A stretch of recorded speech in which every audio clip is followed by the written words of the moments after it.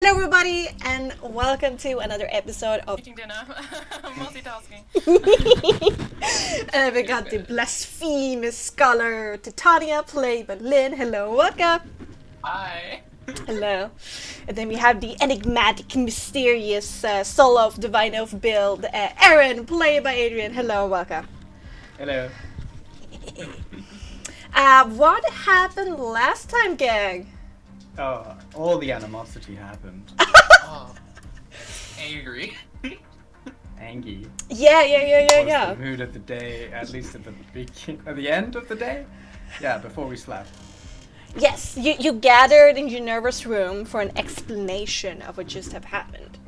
Which was that a mysterious person contacted Ginevra through a fake wound and wanted to be healed by a priestess, and then a secret conversation happened between me and Ginevra. So, but what did you talk about during this conversation? Oh, sorry. What were we gonna say? I love watching good actors portray bad acting. It's so funny. It's so amusing. I think that was just a great thank whole thing. Thank you. I Yeah. need to assume you're a good actor. We're all good actors. I'm sorry. Come on. Oh, you mean? Oh, I thought you meant Talking the about person Bexxy. was I thought you meant the character was Bexxy deliberately playing being the bad. bad. Okay, Yeah. never mind. I agree with the statement. Okay. Sorry. Alright. Okay, Throwing fine. some shade there. Yeah, I need to apply some bird heal. Okay. I'm so sorry. It's okay. What did you guys talk about? In Ginevra's room? Yes. The dangers of having agents after us, which was a very productive conversation. The Really? plan, how to get rid of the agents following us. Mm-hmm. Yes. My plan. Oh yes, we came up with. Well, we definitely first came discovered up that with we the were being plan. tracked. Yes, Oh, yes. sure. Ginevra revealed that she had learned the information from this agent that they're being followed, and she said, a little bit mysteriously, it's just a friend, and they're acting alone, saying that the Very situation is enigmatic. delicate. She can't really talk about it to Acheron. Yeah, and Ginevra, you guys ask if Ginevra is willing to hurt her fellow church people.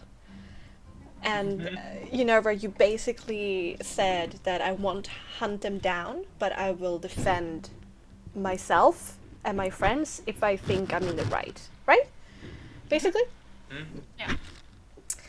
And then you basically say that you might know what you might know what Aaron is. And Acheron is like, what the fuck? What the fuck you mean? And Aaron's Out of like, the blue, accused me What of do you being something mean? other than human. yeah, some kind of beast? What are you talking about? Yeah. I never said beast. No, I know, no. wow. Acheron said No, yes, beast. I asked if you thought that he was a monster, because you're like, I know what you are. I was like, No, that's she a said- weird fucking way to say that. No, I didn't say I know. Although I said No. they might know. No, yeah. They might Because know, she yeah. was being very enigmatic in terms of saying, like, how do they know who I am? I'm like, I Uh-huh. don't know. What did they say to you? Well, give me some context here. Well, he's saying no. Aaron first asked like, why do they know who he is? Uh-huh. Yeah, and I'm like, You know, Yes. and then Ginevra said that they perhaps know what Aaron is, and he's Yes. like, what the hell? And so is Acheron, like, what the hell is? What? He's obviously human, obviously. Yeah. Yeah, what can he I otherwise would be? have no reason to think otherwise. And Yeah, then and Ginevra then- is like, allow me one thing. Let me touch your hair. I stepped in the entire conversation. Could have been anything, but nope, it was a head massage. Yeah. She didn't find Fondling. any bones. I mean, other than the skull, I guess. Yeah. Otherwise it Checking would for be head scary. cancer. Yeah. Head cancer? I'm a caring character. Sure. You're checking for dandruff. Yeah, you should really moisturize that. Okay. It's like elementary school voice check. Let's try to get this in control. Then Aaron, when you're about to leave the room, Acheron calls back to you and warns you not to be stabbed, and if you get stabbed, it's probably poisoned. And then Aaron responds, I have already been stabbed. It's when somebody already tried to stab you. Yes, Yeah, yes. Someone's always trying. And you're like, Yes. wait, what? And he's like, And then the door closes. because he'd done been like talking to Ginevra in the room. He said he didn't like her. He doesn't trust her. He used up his words for the day. Yeah. Yeah, all of us are He needs to go brood to be charged. That's so true. We need to reflect on our brilliant plan, which is not at all a terrible idea. Okay. Then Acheron alone scolds Ginevra for saying agent out loud. But then you basically clear the air between you guys and root out some questions and some worries. Ginevra declares that she wants to make Acheron feel safe again, which was a very touching moment, I must say. And then, like two creeps, you discuss Erin's loneliness and independent Creeps. stubbornness. It's raining. Dude. Yeah, first of all, how dare you? It's not crazy to be like, to have someone be like, I hate you, and then be like, hey, I'm sorry that he hates you for good reasons, but... How dare he? And then Acheron has their talk to Titania. I Where finally showed up. yes, when you showed up, Yes. and reveals also that she has known Ginevra all along, and she seeks some forgiveness for not telling. And Titania says it's okay, and then you hug, and it's very, very touching. More hugs. Yes. Acheron, you start cleaning some carrots, and Aaron sleeps very heavily in a chair. That's how that day ends. Then the next day you come upon Cedar Falls in the evening, which is bustling with Heavy activity. rainfall. Yes, well, during the morning it was heavy rainfall, then during the afternoon it broke up to fluffy white clouds. You come upon a village with a wedding, or the union as it's called, where Adrian, or I should say Aaron, meets an old colleague from the wolves, Yadran, that is has settled down in the village. You get invited to the union party. Ah! What happened? Lola, come back to us. It's okay. You go to get room and board at the Savoie Inn. Okay, no worries. You meet the Olenka Glinka and the daughter Lida Glinka, who starts gushing over Aaron. Acheron orders Titania to try and have some fun. Then Aaron Maybe. brings over some vodka Spicy water. Spicy water. Spicy water, yeah. And the whole party is like, what the fuck is this? It's a delicacy, I guess. Yes. You talk to Jadran and you order some guards around the perimeter of the village. Yeah, more recruit temporarily rather than order. It's like I'm ordering food. True. Order. Oh no, what's happening to my... Ah. The tablet Okay. is entirely destroyed. Uh. Oh, wait. Oh. It's kind of back. Yeah, we're a little bit in the wrong place right now, but... You know, you could use dropping out of Discord as a really fun, like, one-shot game where every time someone drops out and your, like, image shifts, you have to take over their character. Imagine. Damn. Oh my goodness. Oh no. Titania Ginevra sits down, gently sips some ale, and you talk about how Titania was disowned. A little bit of history. Yeah. Aaron is followed by a gaggle of giggling girls. Nice alliteration. Nice. Oh, does it work now? No? Let's see. Welcome back, Lola. Hope it works. And Acheron goes to steal some girls on the dance floor. Very unsuccessfully. That was interesting. Lita offers to dance with Aaron. He responds, come back later. And challenges Jadon to some tree throwing. And we ended the session with mysterious somebody is observing the party through a spyglass from above. Who could it be? Also, just not to be that person. Hey, Adrian, I told you so. Yes! Woo! Well, more I like told Aaron, you so. Get in character, be like, I told you so. But remember, I was like, we're gonna be watched regardless. We got guards. Oh, you're right. My bad. I forgot that lumberjacks are definitely a force to contend with when you're an agent. What was not lumberjacks? Damn. They are. No, because he went. I have some. No, because you went to hire them, and he went. I have some lumberjacks that could be paid. Yeah, because all the true, yeah. straws are gone. They are lumberjacks. I mean, they just need eyes, so Yeah, you need true. special training to use your eyes. We're so fucked. That is very true. Better than nothing. It's raining, and we're so fucked. It's not But raining. it's not raining though. It's not raining anymore. See, that's the thing. If it's raining, we're fine.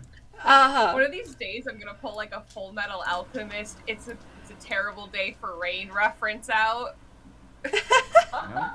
Well, Oh well, you know. If you know, you them's know. the breaks. I do know. Alright. Alright, we're setting up the that- music.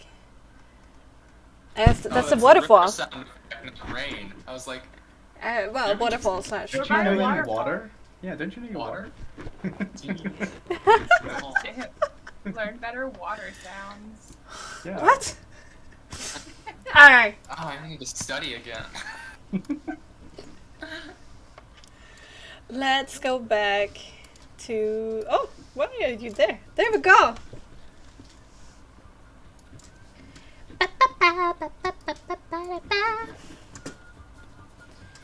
Hello. There we go. In the quiet sea of pine, spruce, and birch, there's one island of light this night. In a corner of Cedar Falls village, a union feast is in full swing around a barn and a cobblestone circular square dominated by the drooping willow in its center. Underneath these branches, adorned by colorful cloth, bells, and hanging lanterns, there are several wooden benches and tables. They are situated a bit away from the rowdy celebrations in and around the barn where the music spills out from. Here, more sensible and tired people gather to eat, to sip, and to speak to each other in a comfortable volume. Occupying their own table here are two tall and lithe women dressed in commonest clothing, one with dark hair, the other with a bright blonde, sipping on their ale and water in calm but weary camaraderie. Yudabra, Titania, do you talk about anything specific once you're like there and enjoying the I night? think this is when I asked Lynn whether she wanted to dance. Oh! Unless there's anything Yeah, you want this to talk is about the before that. dance, and Titania was like, yeah, I mean, okay, let's get me heard her. I haven't danced in, just, I'm a bit out of practice, but, I guess So am I, so I guess we'll be getting back into it together. I've never really done party dancing before either. It's all like ballroom training. Oh, You know what? it's We'll much see if it works easier. now. Yeah, just do what you feel, what feels good. Just go for it. Go, go, go. And push her up and pull her hand and Alright. towards the music. Yeah. Okay. And that's when we went over to Acheron's character, who was engaging with some other women. To Alright. get her involved in the dancing. Yeah. The girl had been pushed on me, and I was like, "Feels great, man." You rush into the barn in front of the band, and there's a bunch of people here dancing. Some younger people who have the energy to do so. in a corner of the room, there's this pretty burly man who hugs like his own little ale barrel, and he's very drunk and just dancing to himself. Where do we have? Here we go. Here we got this figure. You just has a barrel. But you don't see Acheron here, but you do see her down some tables in the bar where she's sitting down with a mysterious raven-haired girl. Yeah, we go off and I say, "Gonna come join the dance?" She basically just sat down with Mara, Acheron. Doesn't matter. I wanted. Well, I could drink and dance in the same time, I guess. Yeah, come on. Just pulling on Acheron's arm as well. Are you? Kind of just avoid along with kind of really trying to keep up with the energy. All right. Oh, yeah. While I'm being dragged out, I will say to Mara, I'll be like, so, I don't know why. I'm sorry if I interrupted your evening. I did not think your friends would push you on someone like that, so if you don't want to spend your evening dancing with me, that's totally fine, you know, you have a right to enjoy this wedding too. So. But if you want to dance, No, I mean, honestly, I was a little bit surprised that they would. I don't know. I don't like to be sprung in surprises, but you're not so bad, and you're very curious. I mean, where are you from? Why are you here? I think Akron will like, is that better? Yes. Better? Yes. That's better. Yeah. Akron will like, you know, take her hand, spin her, and like, do one of the like lazy like twirls. Say, I'm from a lot of places, and as for why I'm here, well, we're just passing through for the night. The lot of the adventurer. It's an exciting life. Get to see a lot of things, be a lot of places. Adventurer, you must jest. Those only exist in books. Oh, I can assure you, I'm very real. No, I'm an adventurer. So are my friends. Well, at least most of us. We travel with the elusive Mr. Asterion, who your friend is so infatuated with, as our sort of bodyguard. Came with him, huh? Yeah, he pisses me off a little bit. He pisses me off too. See, we already have so much in common. I mean, not really, but okay. Have You you? seem very tense. I know. I'm sorry. It's just.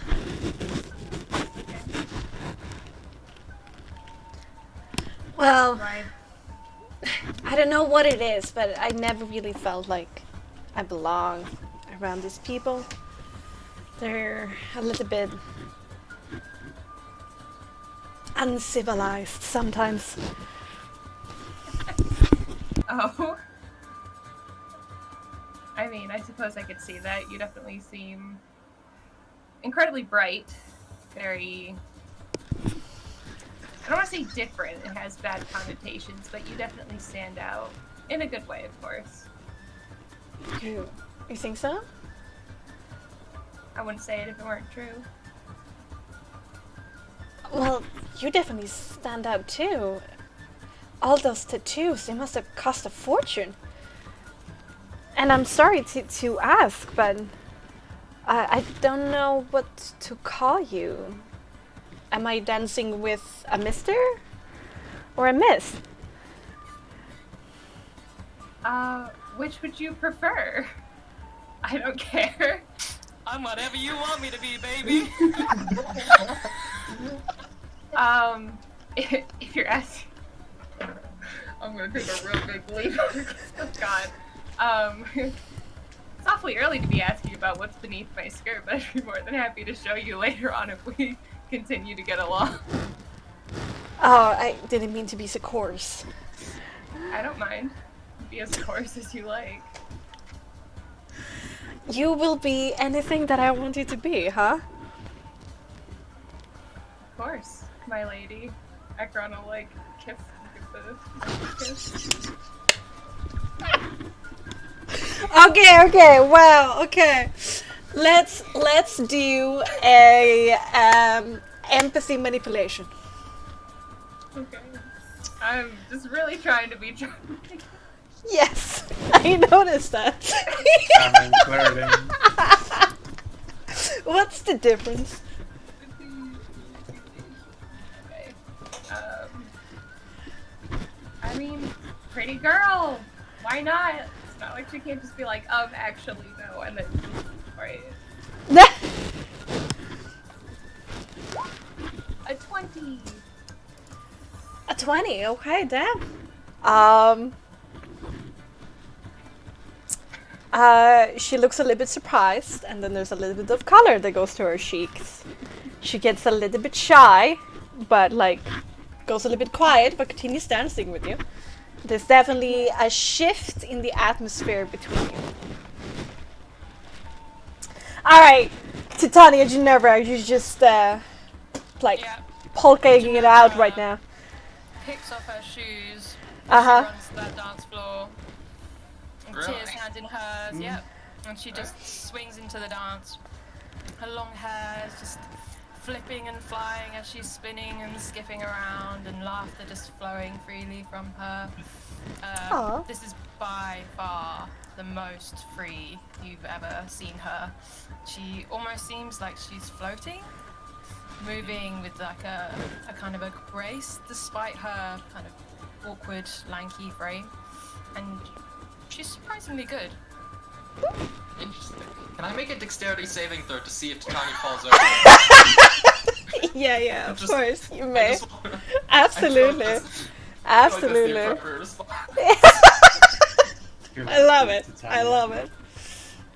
13. I She mean, almost falls over. okay, all right. She loses her So- footing, but then finds her balance once again. Yeah, Titania's very not used to like this type of like rowdiness in Uh-huh. dancing.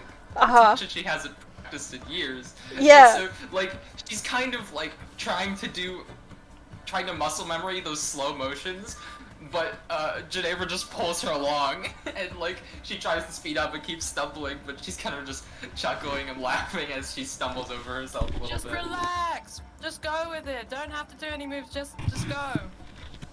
It's just I'm very used to rote memorization for this sort of thing, and it's okay. This is free flow. Come on, improv. Come on. Just let Just your hold mind on. go and your body will follow. Interpretive dance, Tia. Yeah, Ginevra will just kind of, pull her around and Yeah, Uh. she'll follow help her, Ginevra's like, lead. guide, yeah. All right. What a cute scene. What a We're, cute like, scene. Close by, Ekron Uh-huh. will like toss over their shoulder as they see Titania, so they're like just spin in circles. You'll be fine. Yeah, that's pretty much it. Yeah. Mara is more like busting out some like proper woodling like dances and moves, you know? I Whereas think you're I just think I thrashing. is doing like a mix of like it's there's a lot of like freedom of movement and stuff, but it is Mhm. very like I mean kind of like extreme like dexterity. So it's very like agile and like graceful and flowy and So I guess Kyle will try to match the movements. I don't know if Kyle knows this dance. Kyle will try to like just pick up on it as they dance. All right. See how much of it they can get down.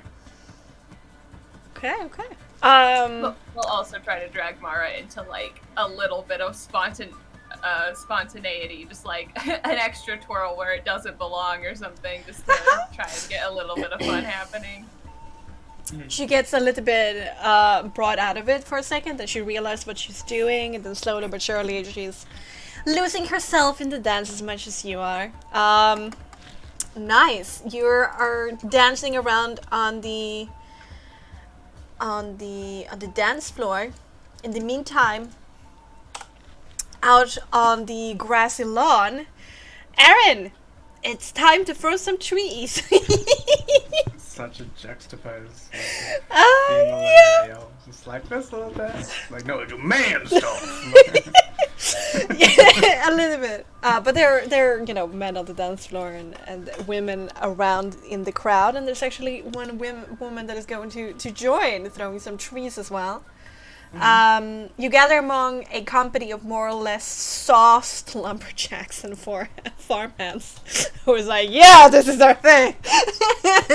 And all of them have the frame and confidence that they're able to perform in this activity. There are 7 contestants beyond yourself, and Jadran explains to you. Let's see if it's bringing out Jadran as well. Where do we have Jadran? There we go.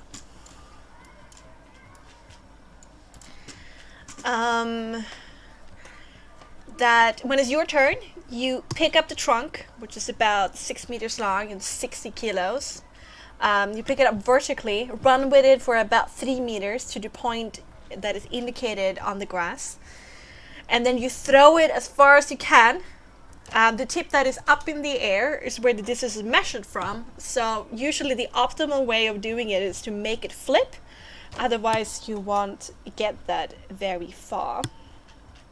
So there's going to be, first in mechanical terms, is going to be an athletics dex test to see how well you balance thing, which might give you bonuses or negatives to the actual throw, which is an athletics brawn. And to join in, you need to put 5 silver in the pot. Sure. Alright. Okay. You're in. Sure. Make me a 1d8 to see when it's your turn.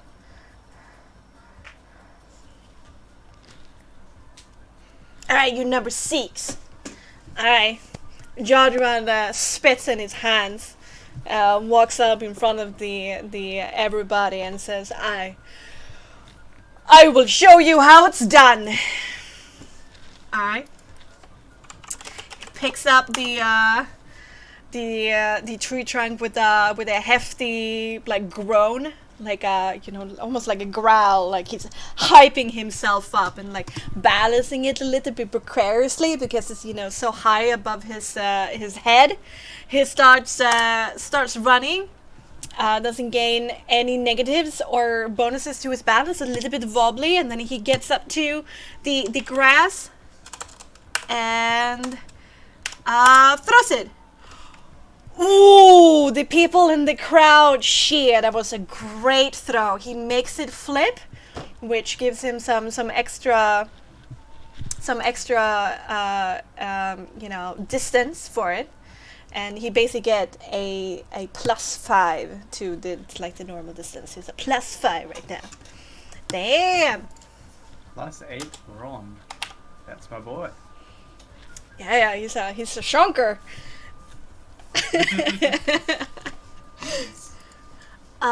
Next up comes this pretty cocky kid. About kid, young adult up, who walks with confidence and a little bit of authority, and people do give him some space. Among the people here, and there's actually some in the crowd who shout Osren! Okay, he brings up the tree trunk into the air, starts running with it. Ooh, he was close there when he got before the line in the grass that he started to wobble, but he caught it in the last moment, and oh shit! He curses to himself as he doesn't make the tree trunk flip over itself, but it's still pretty good. But it definitely is not anywhere close to what Jadran took, and he curses and goes back into the crowd and gets something to drink. All right. Okay. Next up is a very pretty big lumberjack woman. It seems she has a axe in her belt. Let's see, balancing. Ooh, she will get a bonus. She is great with the balancing. It doesn't move at all, which makes her throw a bit more steady.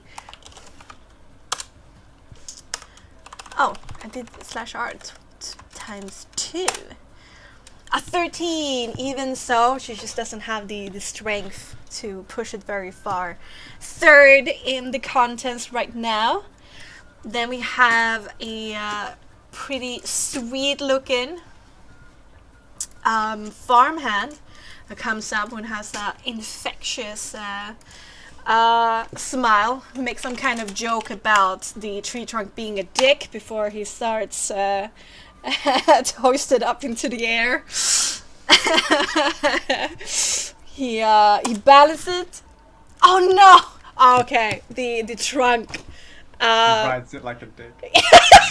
The trunk just slips from his hands and he's disqualified, and he curses and goes over to the crowd and makes some more naughty jokes with somebody. Let's see, that was 1, 2, 3, 4, 5. No, 4. All right, you're in the end. A pretty big other lumberjack comes up. Male. He tries to balance it. Doesn't go as well as he wanted it to.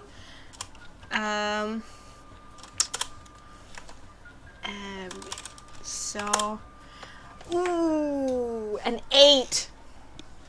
Doesn't get very far at all. Number 4 in the contest so far. And yeah, then it's your turn.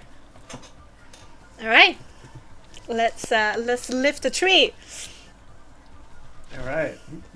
Here's with dexterity. Yes, yes, athletics dex to balance it as you run. Athletics dexterity. Oops, that is not correct. Oi, oi, oi, oi, oi. Yeah, it's so dexterous. Ah, yes. Yo! I pick up 18. a tree. Yeah, you get an extra 1d4 to your next check because you were able to balance it so well. Nice. You come upon the line in the grass where you're supposed to throw it, and like, throw it up in the air, hoping it will flip. Make me then athletics with brawn plus a 1d4. Oof. It doesn't flip over, sadly. And Jonathan comes over to you and like pats you on the shoulder, and I guess you wanted to stick after all, and I am not a sack of shit. Hey, it's been raining. It's slippery wood. Are you still on about that? Every time in our past, whenever I try to get something out of you, when it was raining, goes off on you. The tirade. Alright. The last farmhand comes up, tries to balance it. Ooh! Oh, but it doesn't go very far. And Jodran laughs heartily as he takes the pouch of silver, as he has won the game. Of course you would. As it should be. I'm still in my prime. Of course, if you are settled here, you're gonna need all the coin you can get, Jodran. I'm sure there's plenty of coin out there on the road for me still. That's true. He, weighs the coins in his hands a little bit. I wonder if Anne would be happy with this. And then, you will have to excuse me. And then he goes into the crowd. Alright, no worries. And I'll turn towards the dance area and see the others whirling around and see it flopping around, I guess. Wet rag. think Yeah. all of us are having like a Ragdolling. really grand time. Yeah. I know Akron's like, I think Akron's having a genuinely like really good time. It's, like, Aw. smiling and laughing and like very seems like a person, like a whole person for once. No Like a mask, person. just fun. All right. And just out of muscle memory, he will do a quick scan as he's not doing anything right this second. Just, scan the perimeter. Uh-huh. Just to check. Since everyone else is having a good time, Okay. he is still on the clock.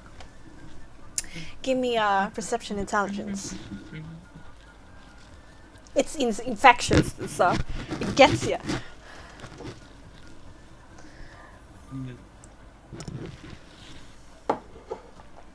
11. No, well, we've gotten into basically halfway, you would think, into the celebration. People have mostly finished their food by now. The Issei gambling corner is getting more and more rowdy. People are getting a little bit more sauced, but everybody seems to be having a pretty good time. Yeah. Yeah. And you still have a gaggle of girls giggling behind you. Do I? Yeah.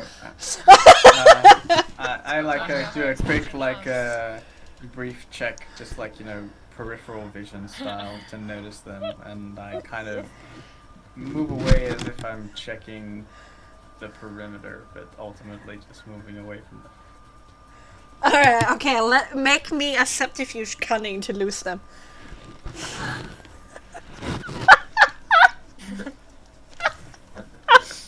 Oh, beautiful. No. You don't have the expertise to run out these girls. They're on you like mosquitoes. A shame. I'm sneaky. Alright. You can definitely dance with us. I mean, he'll come to. He's trying to lose the girls for a hot minute. He's a little uncomfortable with groupies. They enjoy the hunt. Lose them on the dance floor. There's a lot of people there. Yeah, we could just spin around. Oh, you got a couple tall girls. I can make a little barrier. I get You scared do the of whole this is Yeah, territory you dance. Like a wall in front of I Aaron. adjusted his strap first. Y'all need to back off. That sounds like a euphemism. I don't. And so I said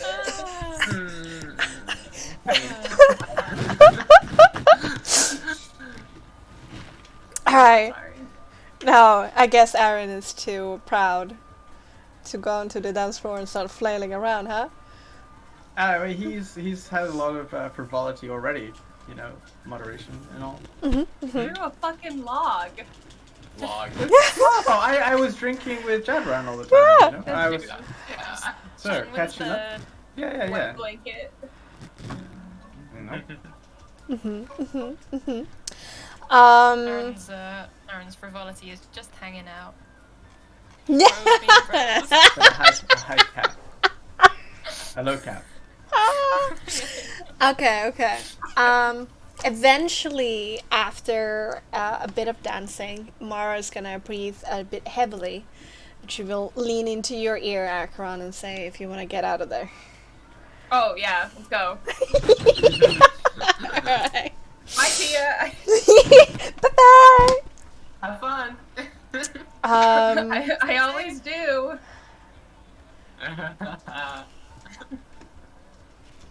Oh yeah, we out. Uh-huh. Bye. Yeah. Goodbye, hey Bale. Ooh. Let's see. Mara tucks in your hand as she half jogs out of the barn with a bit of an excited smile on her lips. Things have been going pretty well. She makes a hard left turn and then left again, so you end up on the back side of the barn. Let's see.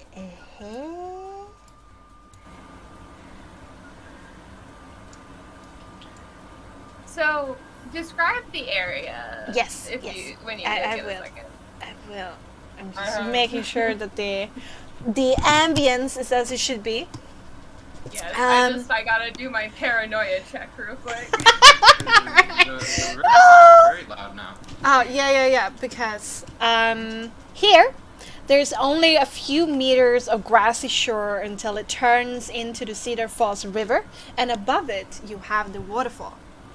So you're basically standing underneath it. Well, there's some river in between you and the waterfall. Might be a little bit too much now. There we go. It consumes most of your senses here. The roaring sound drones in your ears. The light splatter of cold water prickles your exposed skin. And the sight of it sparkles like a million tiny rainbows falling to the dark waters below, reflecting in the moonlight. Mara makes an abrupt stop, looks up to the waterfall with a reverent look on her face, and half shouts to you over the sound. Isn't it magnificent?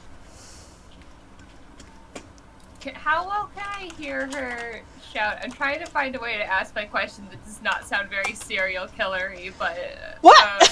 Can I hear her very well in this area? Yeah, I mean, you basically have the barn behind you, and then on the side, there are two paths that go on either right and left beyond the barn and back into the square, so... and there's of course also a little bit of a path along the river as well. So you're just like 20 meters away from the barn at this point. Make me a perception intelligence as you look around. Yeah. I have a feeling this is a place where no one can hear you scream, so I'm a little...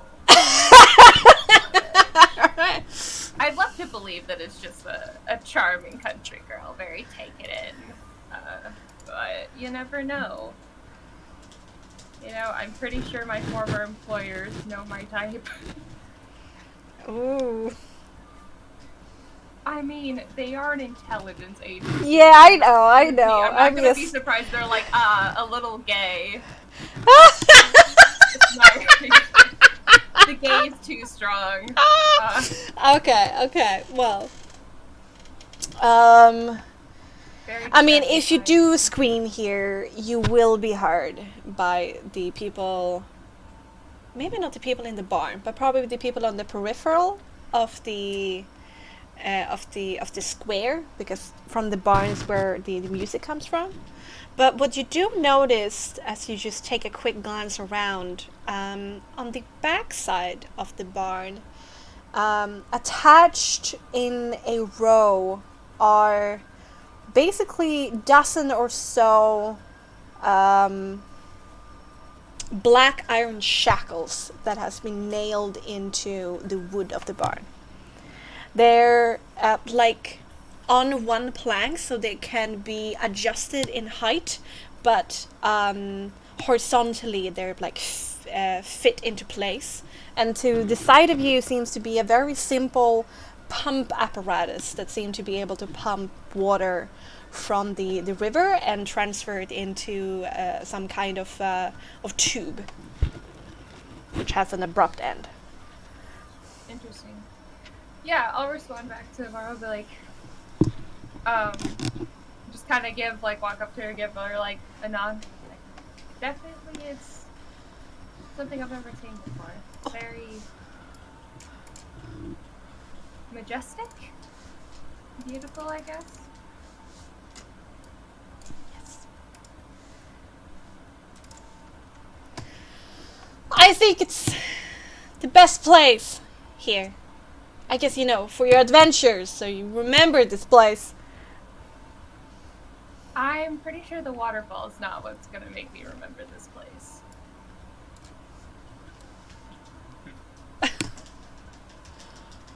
I've never met somebody like you. There are very few people like me here. And you're very brazen. Is it that different on the road? Depends where you are. I will I will say there are very few people like me out there regardless of where you are, but no, not entirely. I just don't see the point of games entirely, you know? What's the point in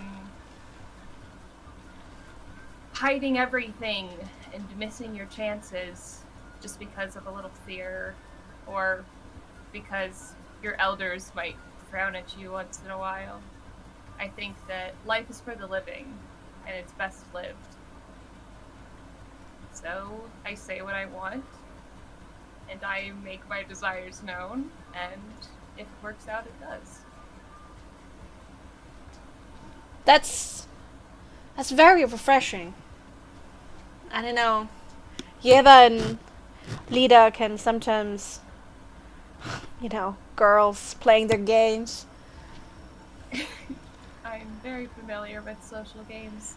I never had much talent for them, and I never much liked them more than that. I think there's something to be said for being open and being genuine. Something I think you might understand. I like that. But consequences are a heavy thing too. I don't feel like I can be myself because of the consequences, you know? Then why stay? I got my pa here. I got my brother here.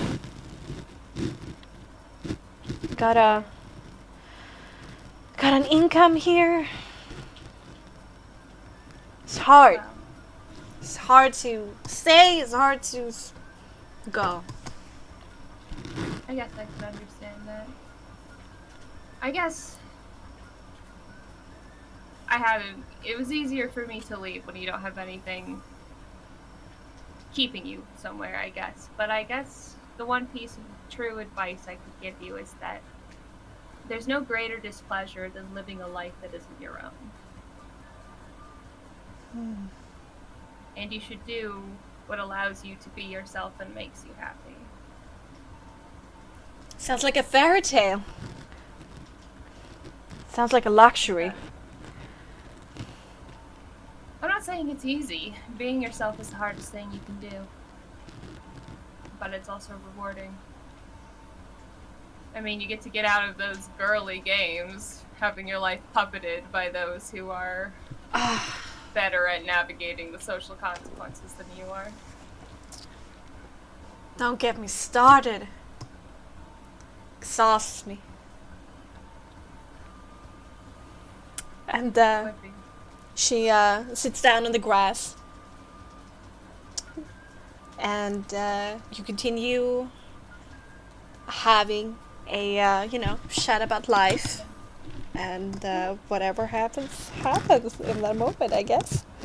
Yeah, Heck yeah. we Alright. can. Alright, let's leave the two lovebirds in privacy. They're on the grassy shore in front of the waterfall.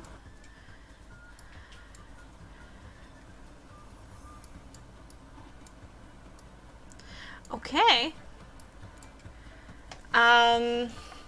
Titania Ginevra, you continue dancing? Yeah. I think I want to look for Aaron, see if he's around. You peek at the barn and you basically If see. he's not on the dance floor. You see, yeah, no, Aaron's not on the dance floor. You peek out at the barn and you see Aaron cut a corner around the house very quickly.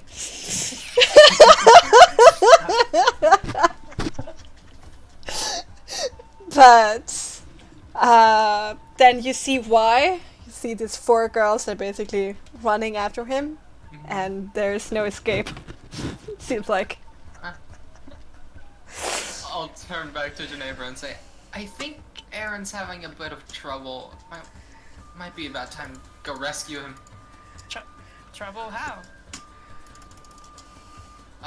running from a bunch of girls trying to invade his privacy, looks like. You think he wants help from me? Well, I was just thinking maybe we could, take him away from that, help him. Sure, I'll let out you a little lead. bit. Alright. After you. I'll chase after that.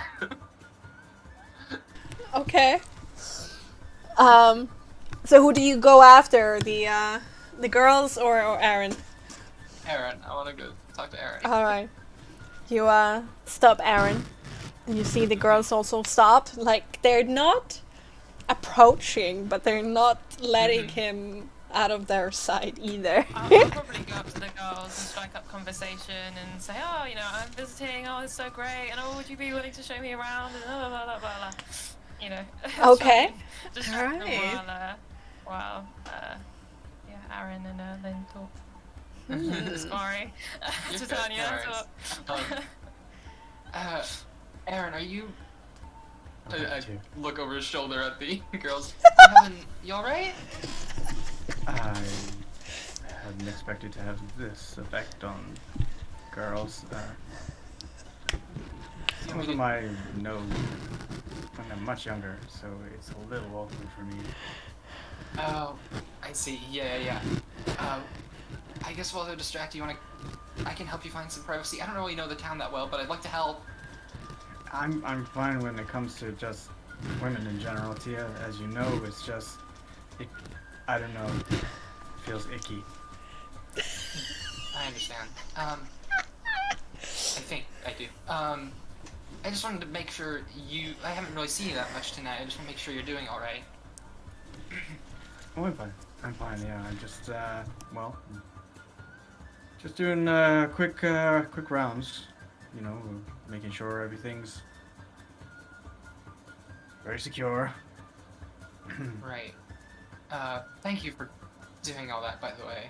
I know there's been some troubling conversations in the past few days, so I felt like a check-in was in need. If you want to have a more in-depth conversation, then I'd love to help in any way I can. Yes. I don't know if this is the time for that, Titania. I mean, Okay. You seem to be having a good time, and I'm hoping that the extra eyes on the perimeter will ensure that happens, at least for tonight. Who knows what sort of encounters we will have on the road or out there in the mountains, so it's best to take your respite when you can. I'll be fine, and there'll be ample time on the road to have an in-depth conversation. Understand. It seems to me that you don't want to have a good time. I must admit, it's a little bit hard to celebrate at the moment. There's a lot of pressing matters on my mind that are kind of distracting me from the moment, so to speak. Of course. I mean, gotta keep on top of that, but I think it's easier with a clear head. It's all well and good being super focused and making sure that every possible eventuality could be thought of, but there comes a time to let loose as well. Give yourself a break. I don't know what you've done up until this point, but you've brought along a few new friends, which, to be honest, I'm a little bit thrown. But it is your choice to have them around, and your choice to have me around too. I apologize for not informing you more on the initial letter. It was a very up in the air matter, and I didn't know what sort of person from the church they were going to send in, and Acheron's coming was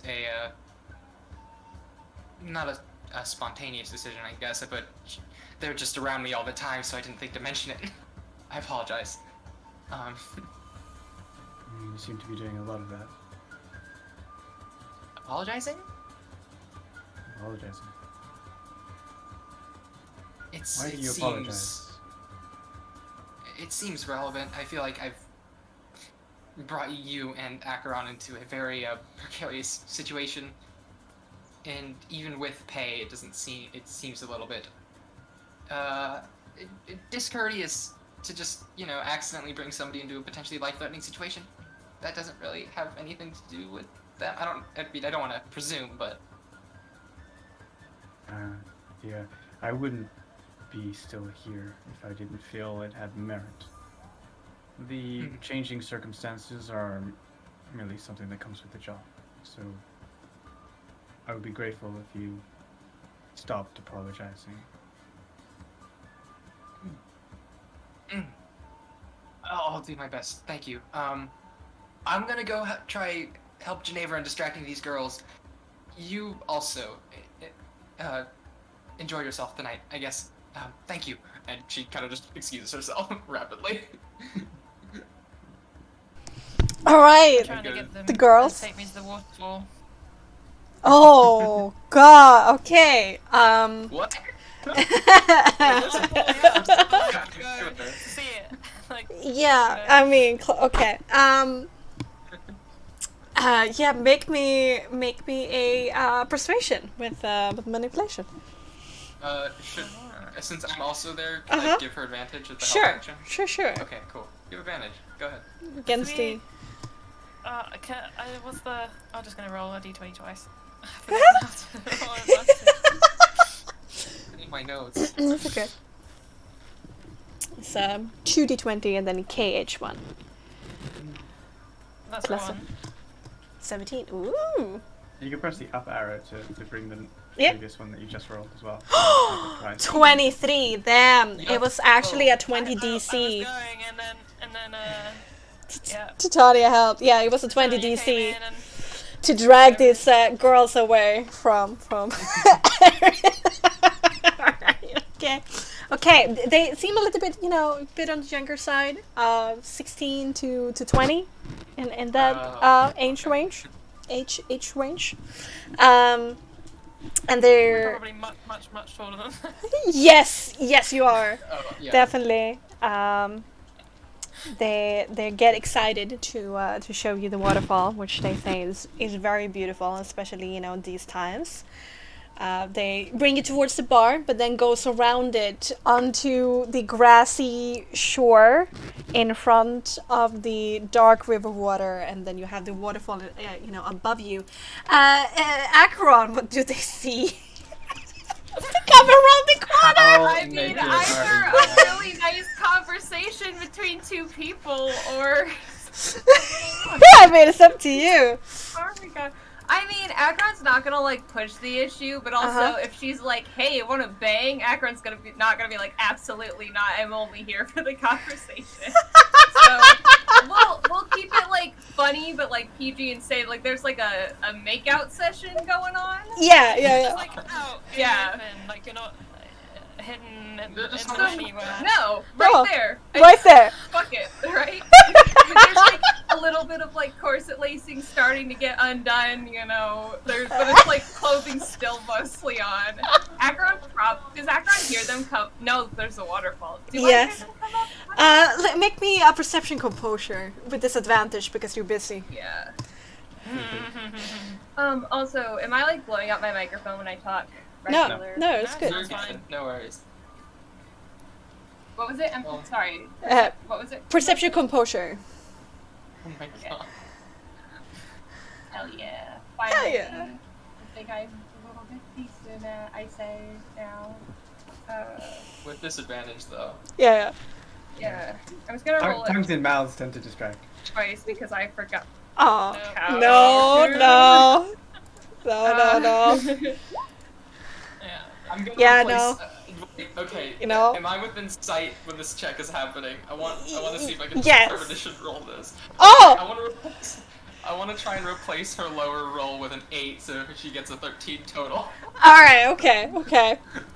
Yeah, there's strangely enough, the hair on the back of your neck just rises, and you look up in time to like see this group of girls together with the very two tall figures of Titania and Genera. They have seen you, but you're breaking away pretty quickly from Mara before it gets a little bit awkward. You know what I mean? Yeah. It's already awkward, but more awkward. I think I've what heard happens is Titania walks in on it and then is like, oh wait, reverse fate, and then it's like, okay, we fix the situation a little bit. Agron just Hey, I'm just gonna not say anything. a glare, like a I can't believe you've done this kind of like it's honestly so much more like there's no shame in their face at all. It's just like pure annoyance. Mara looks up and sees the village girls and starts giggling, and she gets irritated, and she stands up and says, "I'm sorry," and she rushes away. No. Hello. No, my booty call. Hello. Oh, Are you having fun? I apologize. I didn't realize you were here. Sorry. We just came to see the waterfall. We were trying to get these girls to show us around. I mean, gotta see it while it's here. While we're here. Isn't it beautiful? And she's genuine when she says that. Like, she's taken by, like, by it. I think Agron just stands up. That's very Tanya's annoying. more just like staring Acheron down and having like that silent conversation, just like, I understand what's going on here, okay. Yeah. Agron's so Reading each other, yeah. I think Ginevra's probably still actually not put her shoes back on. So she might walk up to the edge of the water and just kind of dip her feet into the water. Alright. Just kind of enjoy. Beside it being, the height of summer, this is like hill water. It's not mountain water, but it's a bit colder than what you expect it to be. But it's very fresh, very fresh, and it's the kind of water that is full of life. It's frothy and white. I will thank the girls who showed us around before breaking away and just going to Acheron's side to have a private conversation. All right. Once you're nervous, dipping your toes. Yeah, I'm so sorry. It's whatever. It's fine. I mean, it's not like it was. It's not like you interrupted a true connection. It's not like we're ever coming back here. That's a fair point, but I mean, you were the one who told me to have fun. You deserve to have some fun yourself, Just enjoy life for a little bit. Well then, you owe me a dance. And everyone's gonna grab Tia's hand and go try to see just how dizzy I can. Okay. She follows. Unrestrained by trying to flirt. This is like the kind where gonna take both of Tia's hands and just fucking spin. Okay. Right. It's 5 just make Tia throw up dance. Oh no. No, it's just the childish, Yeah. spinning around and hopping around, and maybe looping elbows and just trying to get Tia to Now that I'm not restrained by trying to be flirtatious, Acheron's just the one good thing that came out of this, I don't have to be restrained in how I'm acting, so Acheron's just gonna have a glorious time. Also, can I find Aaron? Because I want to try and drag Aaron into a dance. Alright, you go and spin a bit with Titania. Then you're like, Titania, we need to find Aaron. No, Tanya's please. like, No. Tanya's I just lost some girls. No. and she's like, yes. Let's find Aaron. Alright, what is Aaron up to right now? How long were they at the waterfall for? Is the question. I probably just yeah, exactly. Okay. I already seen the waterfall. Been there, done that. Oh. Yeah, it's not his first time at the waterfall. What is he doing? He is looking at. Well, does he know any other people that are at this town? Or does he just know Judd? You do know. I mean, the Glinka family, definitely. Who He wants owns to the go and talk tavern? to the groom. Does he know Ah. the family of the groom? No, not really. That's new to you. Okay, let's fix the After levels. all, it is his party. Is it Wedding though? crashers, all Is of it us.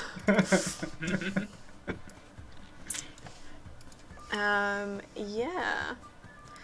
Yeah. Here we are. He stands and talks with two of his mates. You know, by a table that has a bunch of drinking horns and clay jugs and things like that.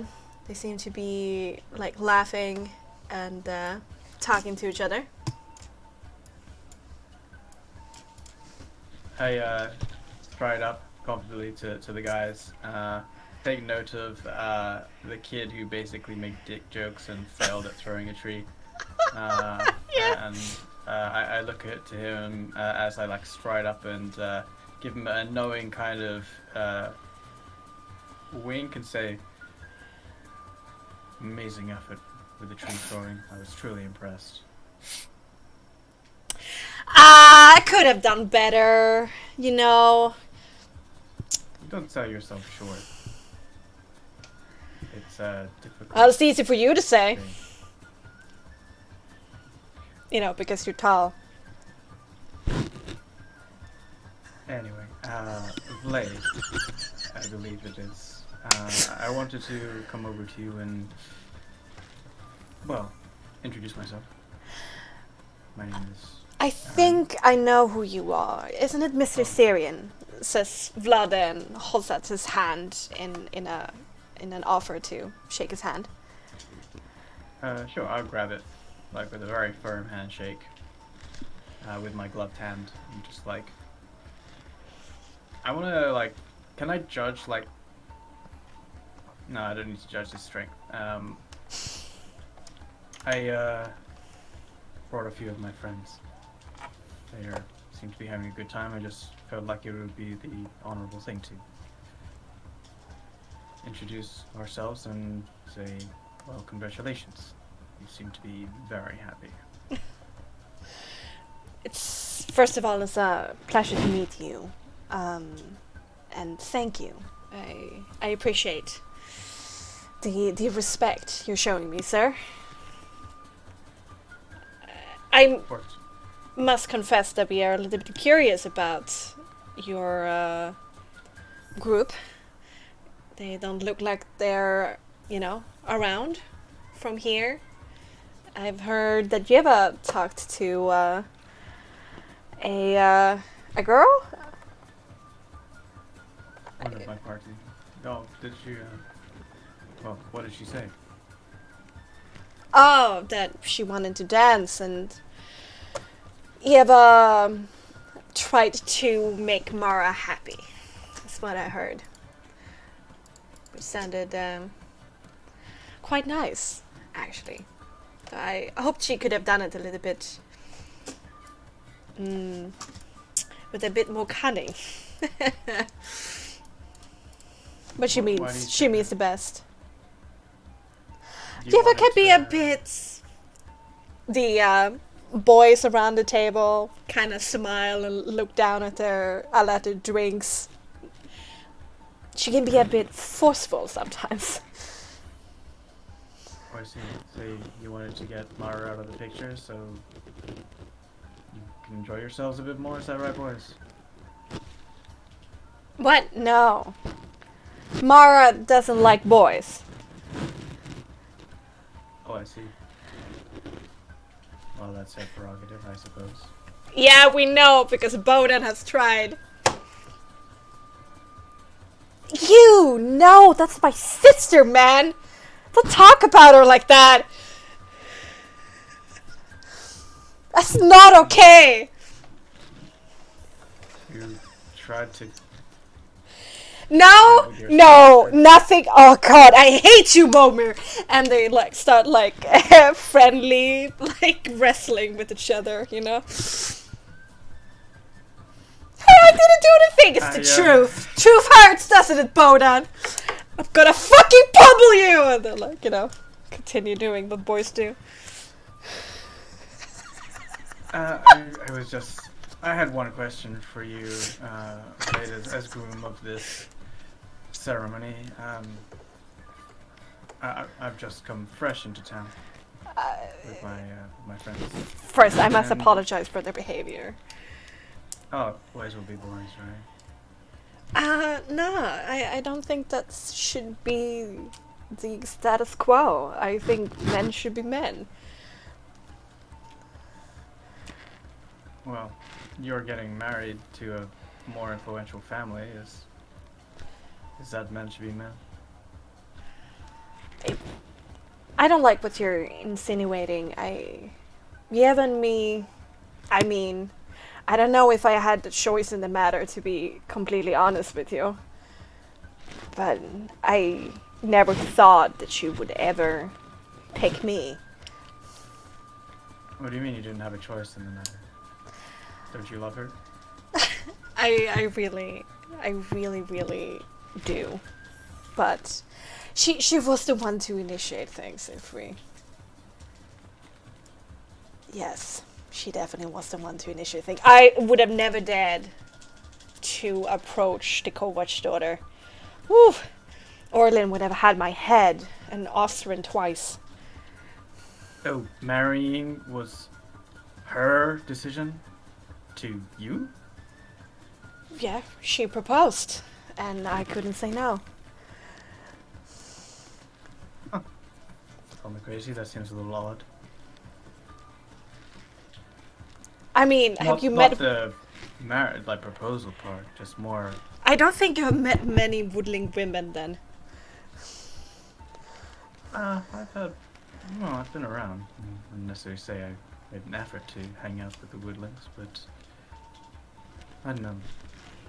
Where I'm from is usually the other way around. Oh, that's such a shame. It's more fun this way. Well, other way around in the sense that usually families usually condone such a union before going through with it, but if you're already saying that Yeva's father is not going to be all that thrilled, I don't know, just strikes me as odd, but you know. Ah, What do I in know? that sense. Well, Jeva didn't give her parents any other choice. I was certainly not there. I wasn't even on the list. Don't look, but look over there. Just subterfuge. Thank you. Don't make it obvious. And he Okay. like points towards a specific point with his head, nods in that direction. Mm-hmm. I do a best peripheral glance as I can. Staring in the crowd with like pretty intense stare. Like he's in a conversation with some other people, but he has mug in his hands, but his gaze is just on Vlada. Unflinching. Just looking in that direction with this intense gaze. Yes, that's her older brother. Alright. Charming fellow. Sure. He sees it. What's the connection there? He didn't want to see her marry you or marry at all. Ultimately, he means well, cares about his family, very protective of his little sister. He does not accept me yet, but I hope to prove myself in the coming days as I join the family business. I better get some Early? sleep. brewing? What's the kind of business? No, the Kovac family owns the sawmill. Alright.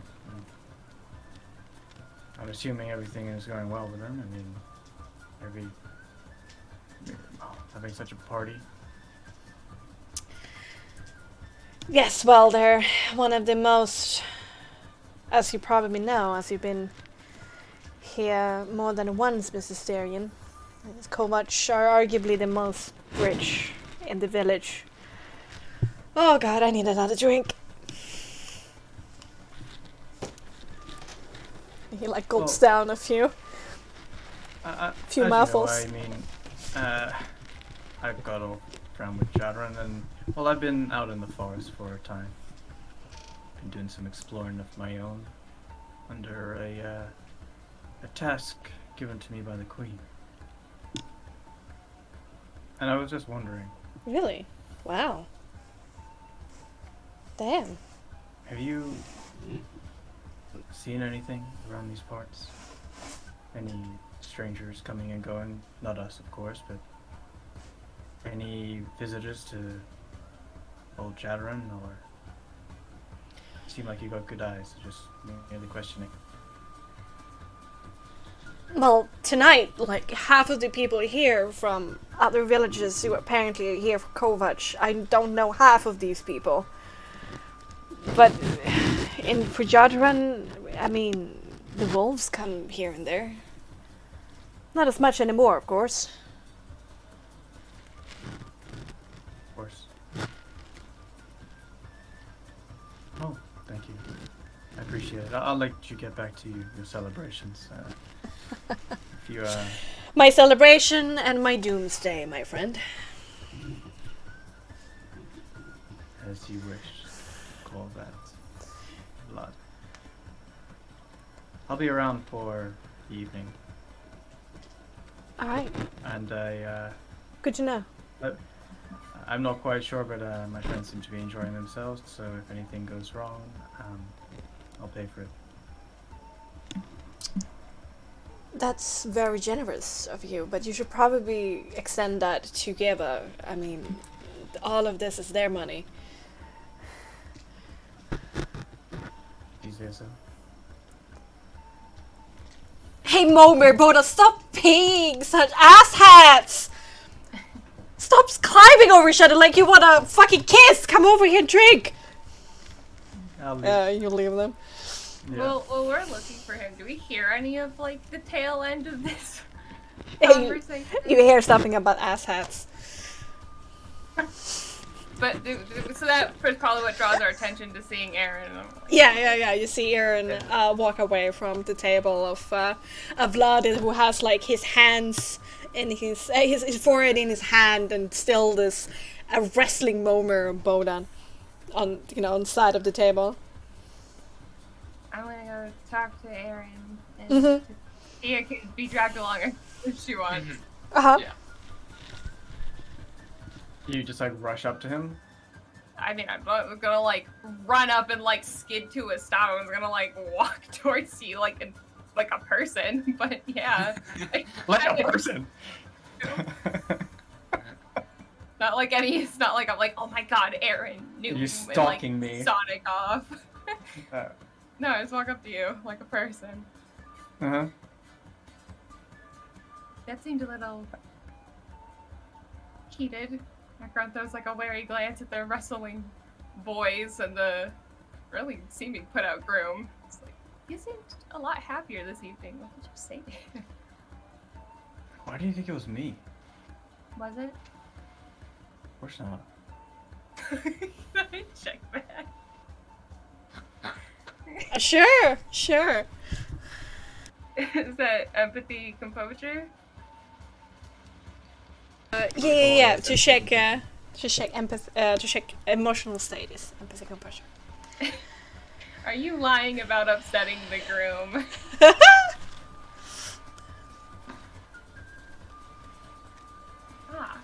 I'm rolling like ass tonight. Well, Aaron's hard to read. Fair enough.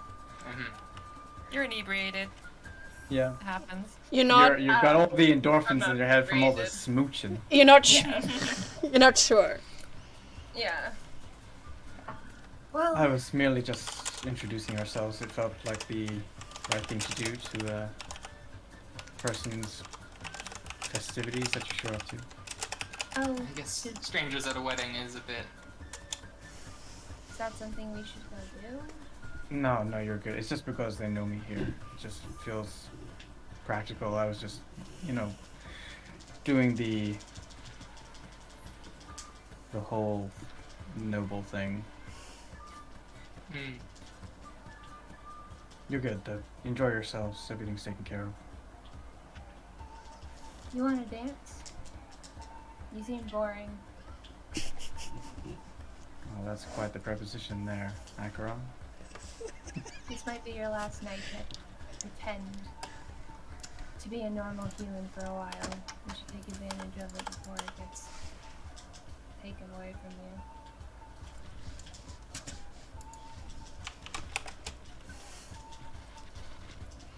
Not a normal human like the way Ginevra said. I have no idea what the fuck she was on when she was going off about that. I mean, we got some hard things coming and some dangerous people after us. You might not get another chance to feel normal like this for a while.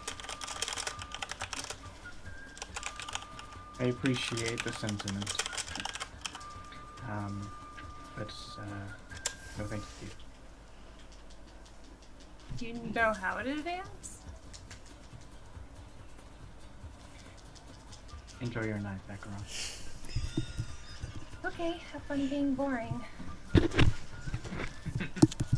And just because now I am curious, I do want to go talk to the groom, but we can like. Oh, okay. I wanna check in what Ginevra is doing with her toes in the water. Yeah, I think so. The girls have gone now. Yeah. Off searching for Aaron again. Yeah. I'll just be sitting on the bank, my feet in the water, just watching the waterfall, looking at the sky, just content.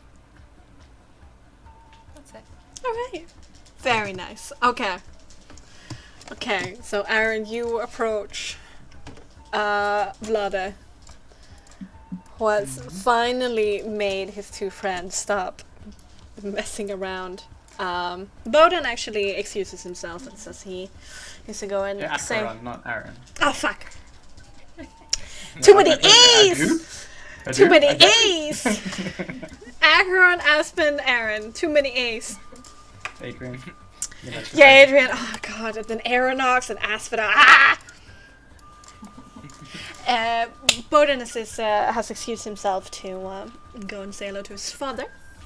So you have Momir and Vlade talking with each other by this standing table. Was just massive amount of drinks on the table. Give you a bit of a curious glance as you approach. Tanya's Hello. towering over this group, not really talking, just sitting watching. I just wanted to say congratulations on the wedding. We're some of your surprise guests this evening. So I thought it would be only polite to stop by and congratulate you.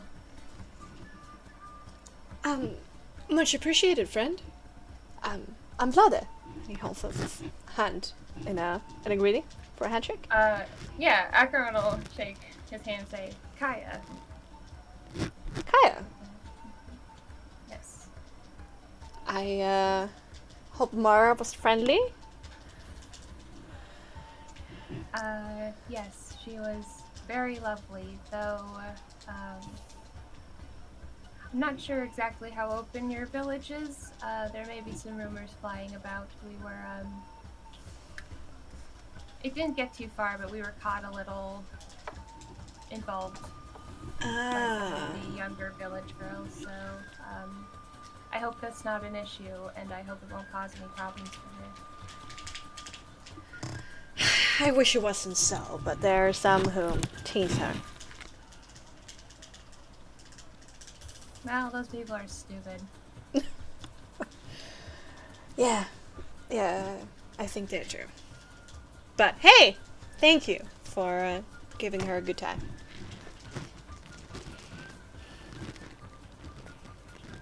Really don't have to thank me. Mormor kind of leans in on the table. So, how far did you go, huh? Wiggles his eyebrows. Further than you probably get. Oh, but you haven't met me for so long. We have an all evening, darling. Something tells me you can't keep up. Kind of stands up, like looking a little bit mocked hurt. You hear that? You hear how rude she is to me? I don't understand women. Kind of blood pats his shoulder. League, buddy. Sorry, bud. Try to shoot within your league. I just wanted to say congrats, and you looked a little down, so to Down. make sure that my friend didn't say anything. Well, friend's a strong word. Let me clear up any misunderstanding. I am the happiest man in the whole world right now, but I'm very scared for tomorrow. If that wasn't obvious. Why? The Kovac family is impressive, and they have a lot of ideas of how a groom to Miss Jeva Kovac should act, and how much he should earn, and what connections he should have. So I have a long road ahead of me, but I'm gonna try to make her proud. Something tells me she's already proud of you. I spoke with her earlier, actually, and you know what the first thing she did? She turned to me to look at you and bragged about you, and how great you were, and how happy she was. She's already proud of you. That's... Excuse me. I hope you have a great party. And he leaves to go and try to find Jeva, looking like he has a tent behind his gaze. And Mormor kind of leans in on the table again, scoots a little bit closer and saying, "No chance? Not at all? I mean, let me at least try." I'm not into men. Oh, shit. I know. Should have realized. It's Oh, well. Could you be like a wing girl?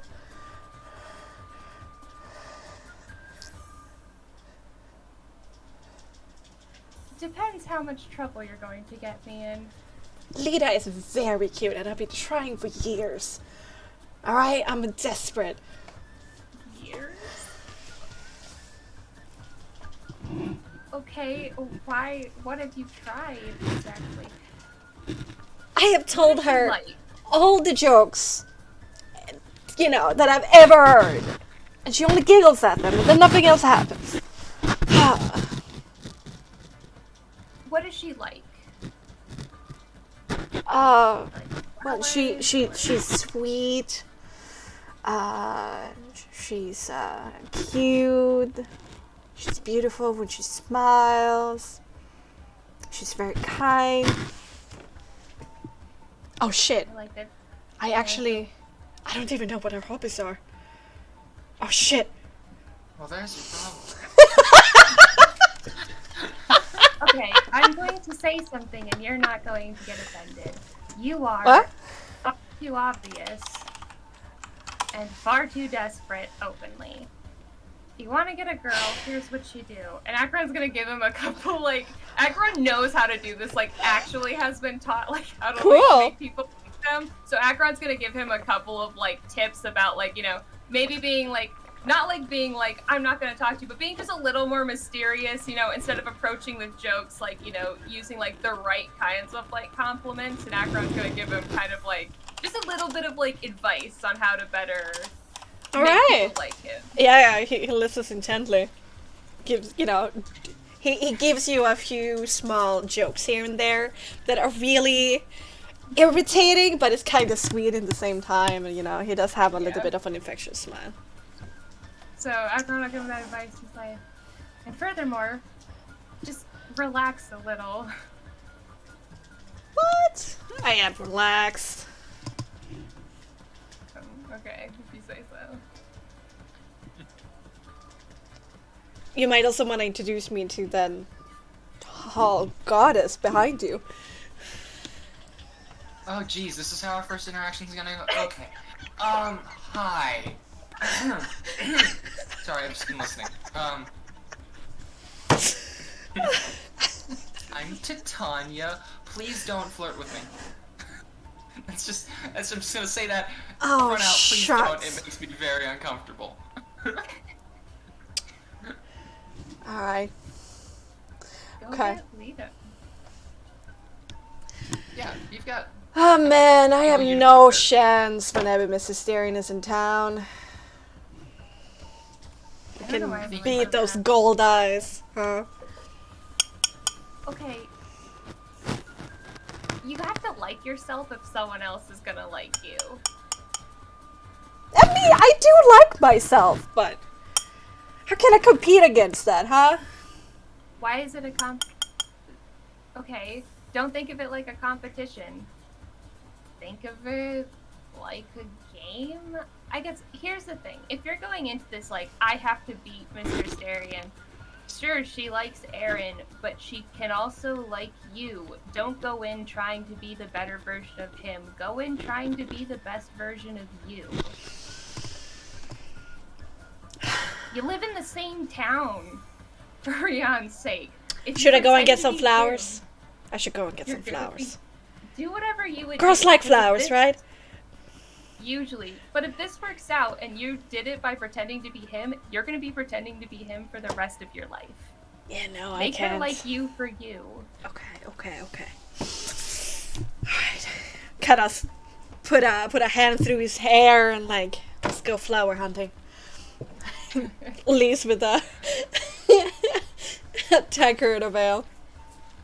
Yeah, turns to Tawny after Lisa's side and goes, I did not think I'd end up being a relationship coach for a bunch of... Well, the groom was pretty great, but otherwise emotionally stunted men disabled. Yeah, it's. I must admit, I'm getting like, just listening in. I don't even know what's going on.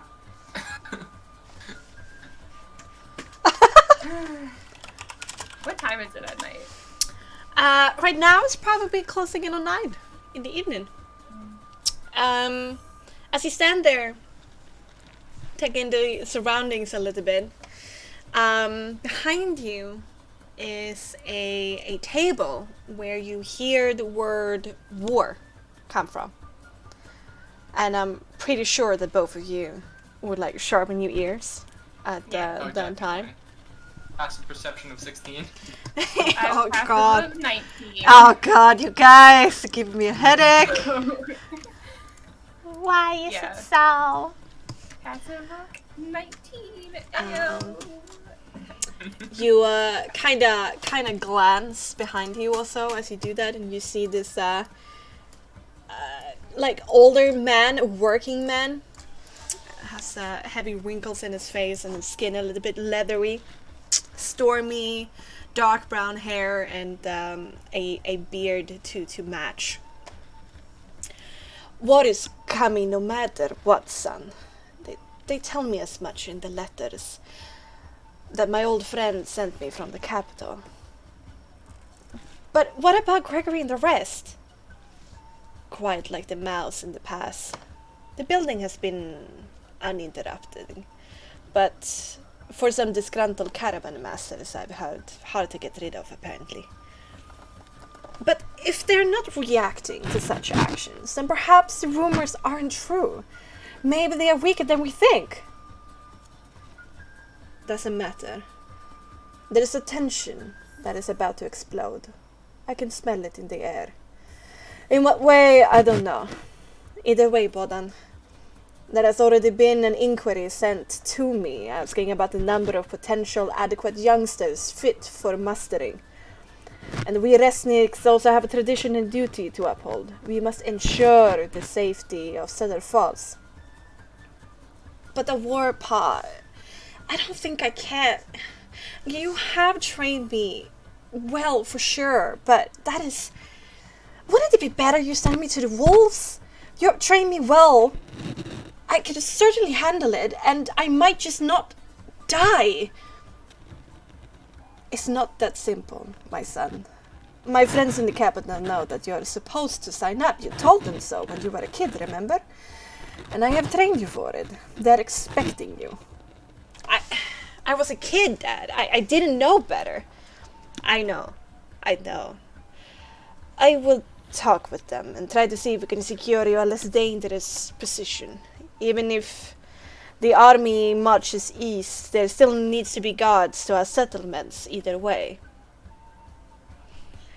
Mara will be so sad to see me go, you know? She will be heartbroken. Let me talk to that wildcat. She will come to accept it in time. She has to. And they continue drinking. Seems like there's some juicy gossip going around. Akron looks like Akron had been like, you know, like mask off, like the whole like, you know, persona gone most of the evening. It's completely slipped back into place, save for clenched fists at their sides. Guess it couldn't last. War's planned for next summer, right? They're already sending out recruitment? Of course they are. Of course. We can't. You and I both understand the extent of how bad this could be. True. I mean, this is assuming that this place is still around by next summer. We're being watched. We are in the Probably presence not the of best place. friends. Right. Probably. Maybe we should have this conversation elsewhere. I think I'm getting a little tired. Are you? Yeah. I should probably retire. We've got an early morning tomorrow. I think so. Okay. And speaking of resting, let's go for a small break. Woo! Cool. Oh shit. Alright. Oh, the map. I was scared. I was scary. Alright, no. I'll be right back. Alright. Ooh, Perfect. intrigue. Full of intrigue. Yes, there we go. And just remove the... There we go. Let's change the music for a while so we take a break. Woo!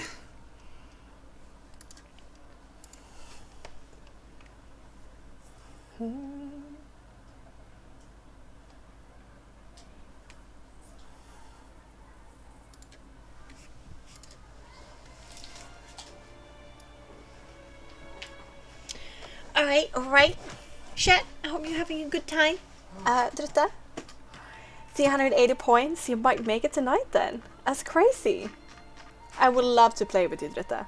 Have you seen that I have the 2 shots up right now in the quest log that you can join if you want to? 2 shot into Death House, you know, a little bit spooky for the season.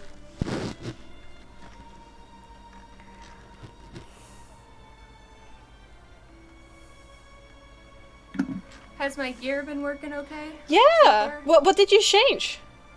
I got a mic arm because I don't know if it was noticeable to anyone else, but it was really noticeable to me in the VODs when I played them back that every time I would touch my desk, it'd make like a hollow like rattling sound that really made me like feel ill for some reason, and it was because the mic stand was like channeling the vibrations from my desk up through my mic.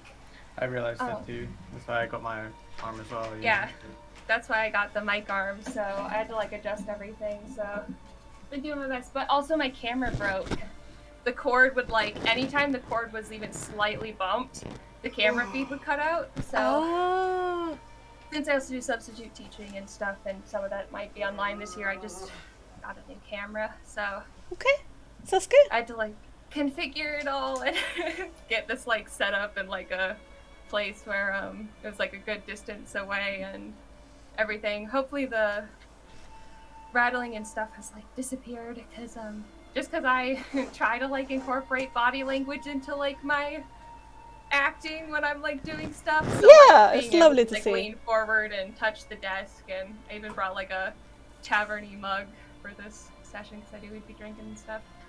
So I just like wanted full range of like motion and acting and stuff, and I just didn't have that before. So yeah, I had to like reconfigure my desk and everything and play with sensitivities and all of that. So I'm glad it's been working. Oh, what you're sipping on?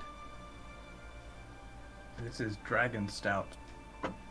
Oh, cool name. Yeah, dragons. Dragonsmith. I have Yeah. flavored water. Dragon Stout. Thanks. It's good. It's good. Appropriate. That's good. We didn't hear the vibration too much, just usually No. because there's a lot of background music anyway. But Yeah. if you're more comfortable, then yeah, more power to you. Yeah. I don't know what it was, but like hearing it like made me like not, you know, they're just those sounds that like for what like they're so bassy they make you not like feel super well. I don't know what it was. Something about it just made me like, it was either like super grating or like it made me like not feel well if it was like a deep enough rumble. So I figured this was just the better option in the long run. Very clear. So Go you. yeah, I mean, it's only like 15 Hi- bucks, so that hi. was good. Yay. Good job. Yeah, oh god. Sorry if I'm like wiggling around and moving about a bunch today. My like health issues are coming for me. Woo! It's like Oh, moving no. around and stuff, so It's okay. Of course. No worries. I don't know why. Fucking ribcage. Can you just like stick together like normal for once? Thank you. Like cover you in duct tape. That'd be right. Surgery with duct tape. Yeah. Perfect. Oh no, not surgery. I'm trying to Very avoid surgery, engineering. thank you. You know, fair. Is it- Yeah. Yeah. It Go the gets duct tape worse. route. They're gonna have to go put wires in my ribs to like keep my rib cage in place. Just want to be Wolverine, don't you? Yeah, at this point. One foot at a time. Well, I mean, they are encouraging me to break one of my knees to get it fixed, so. What? What? Oh, so I tore my ACL, which is a ligament in your knee. It's the one that goes through, like, 'cause your knee is like this, and you have a ligament that goes through that middle section, and it's called your ACL. And I tore it when I was, like, 12, jumping hurdles in track practice. And they found out that when they did surgery to reconstruct it, because I completely tore that and I tore both sides of cartilage in my knee in like one go, they found that the notches in my knees are super narrow, like far more than they should be. So instead of looking kind of like a U, they look a lot more like a V, which means that I'm at risk for tearing my ACL and wearing it down a lot more than other people. And had I been doing sports or on the sports track for college, they would have just done surgery on both my knees at that time. But because I wasn't, they didn't. It's because insurance wouldn't have covered it. But since my parents have really good like insurance for surgery, so now that I'm 21, we've known about this since I was 12, and they told me when I turned about 19, I'd want to stop being careful and start trying to tear that ligament so I could get it fixed before I'm off my parents' insurance. So now that I'm almost, now that I'm older and stuff. Jesus. Healthcare like- in America. Destroy your So body cursed. now so you can get, like, help on your I parents' mean- insurance. Well, the thing is, my parents' insurance is like really, like it would be nothing out of pocket almost to get it fixed on my parents' insurance. Whereas if I were to like comparatively, it'd be like nothing. But like a drop in the bucket. But if I had to do it and I didn't have like my parents, because both my parents have insurance and it's like really, really good. So if I do it when I'm off of their insurance, I don't have as good insurance, I might not be able to afford getting it fixed. Because you can't walk, because it's technically not like super necessary, because you can, if you like strengthen your leg stuff, walk around without one. So I don't know. Healthcare is not a commodity. no. Which is why I'm trying to leave as soon as I'm done with college. I'm out. I'm outie. Maybe beforehand. I am looking at them because I really want to do medieval Scandinavian studies for my master in history. Because it's like one of my favorite time periods. There are actually schools in Sweden and Denmark that have like that major and that like master course. Cool. And I can pick either to do. They have ones that are offered entirely in English. I'd like to learn the language before I go, but they have ones that are offered entirely in English and stuff. So I could go over They'll there pay and you to learn it there. do that, and it'd be so cool. Yeah, I mean, Same. some conversational Swedish or Danish would definitely do you good. Yeah. I'm trying to learn. Oh, you got it. I'm not doing well, Okay. but I'm doing my best.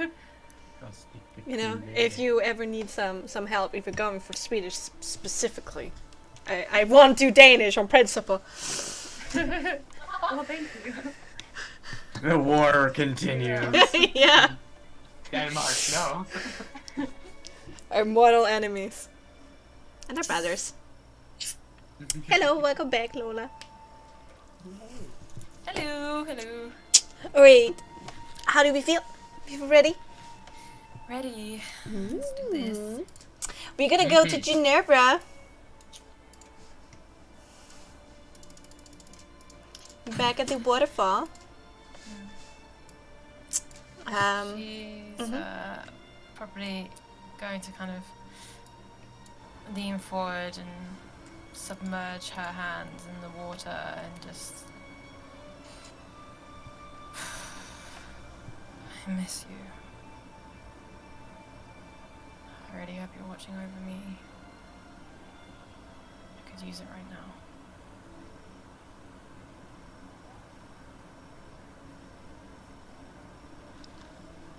Just stay there. Alright.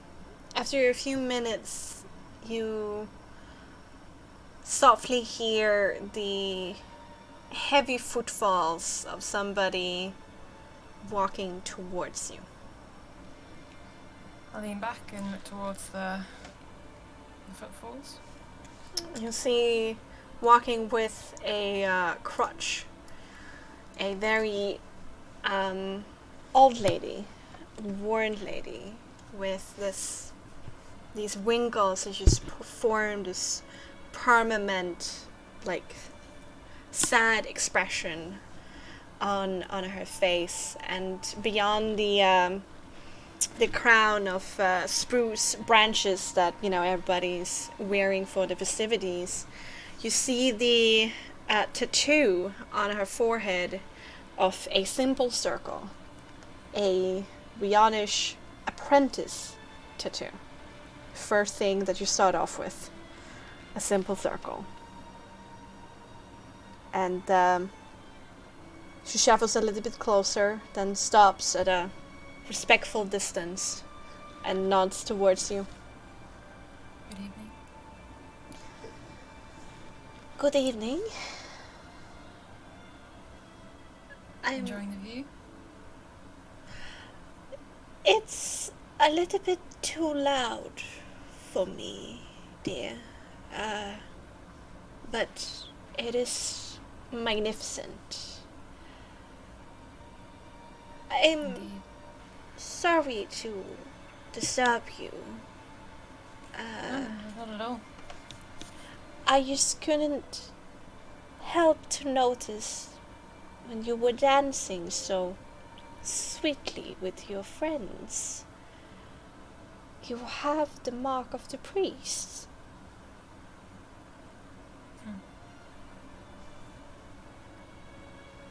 I just smile, and I believe you have one similar. She brings up like a shaking hand that just touches her forehead lightly. It was a long time ago, dear. Why did you decide to not continue on to be a priest? I was young and foolish. I did not understand what gift I had been given by my parents to send my pockets full of money to, oh God, to become a priestess. I fell in love with a boy, and my parents wouldn't give me any more money to stay in the capital, and I had to stop my education there. I'm sorry to hear that, but if it's going to be for anything, it's hard to regret love. Well, it didn't last long. It was not truly love. I did not know what love was back then. Did you ever try to go back? I was ashamed, dear. And when I finally got over it, I was far too old.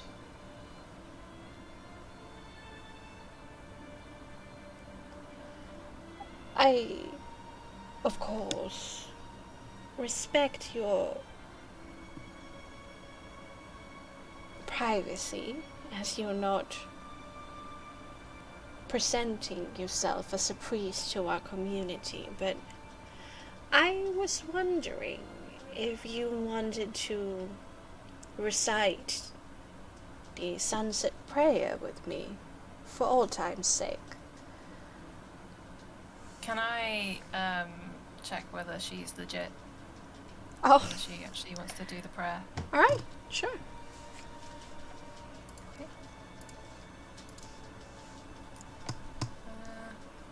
Empathy, composure? Mm-hmm.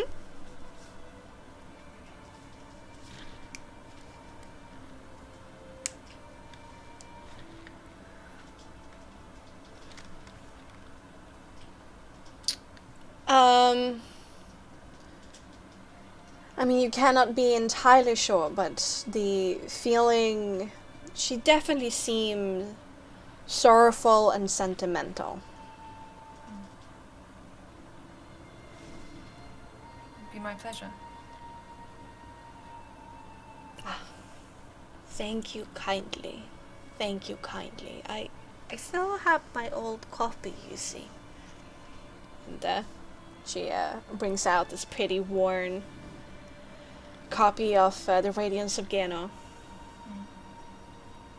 And together, with the backdrop of the waterfall, you hold the psalm together. She answers dutifully and recites by memory the passages that she's supposed to say when you do this conjuring with somebody else. And there's just this little smile on this old woman's face and a tear coming down her face as she does it.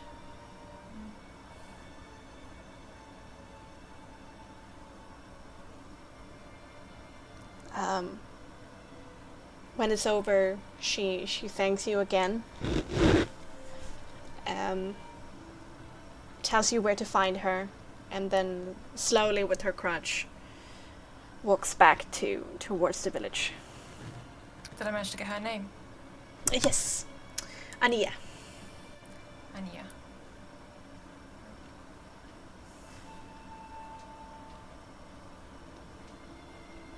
All right. You continue vibing with the waterfall, or? No, I think I'll head to the party now. Okay. You head I back. dry up my feet on the grass. Uh-huh. Go looking for my shoes. Somewhere on the edge of the dance floor. It seems like the band has ended. They have ended their commission for the night. There's still people drinking and talking, but several, families has left. You have about like half people left here, and you don't see Titania or Akron. What is Aaron doing right now? He's, just doing general chit chat with people. Just like people seem to know him, so it's more just like he knows that Ginevra's still up, and Titania has Acheron at least for now. So he considers the need to stay up and out for the sake of the group. Even though he's not a fan of Ginevra, he did promise to keep her safe.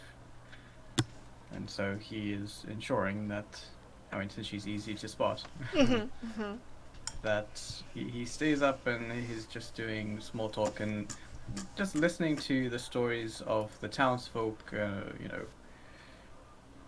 not contributing too much, but at the same time, just keeping an eye out.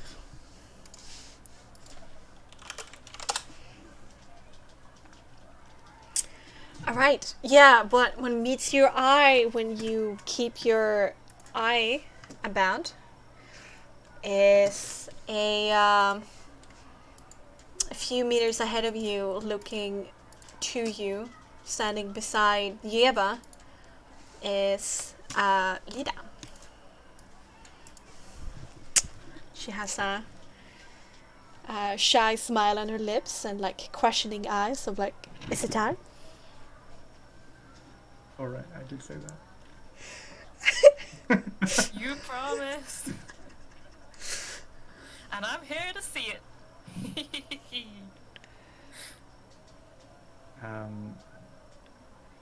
And at that time you also see Ginevra come walk around the barn at the same time. What do you want to I'm do? just looking for my shoes. Okay. See Ginevra looking around for something. Yeah, I go towards the dance floor because that's where I kick them off. Oh, when yeah, I'm yeah, going yeah. to dance.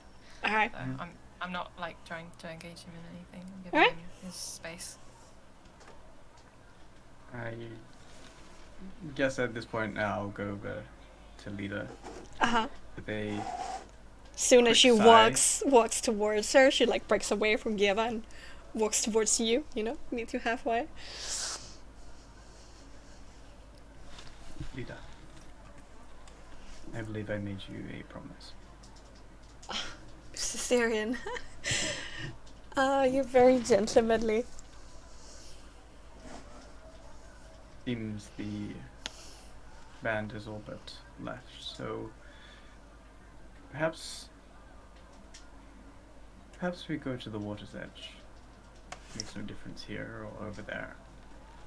I know a spot, if you would trust me.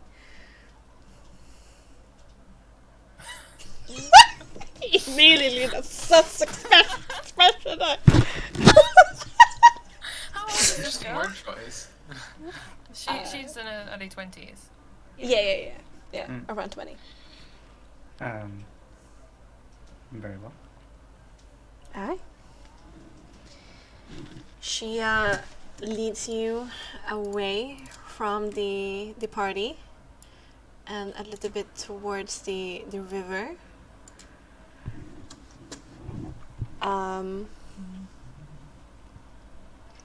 She grabs a paper lantern in her hand and she follows a small path that connects to the river and then goes further down the river. After walking for a minute or two, she stops on this grassy bank on the side of the bouncing river.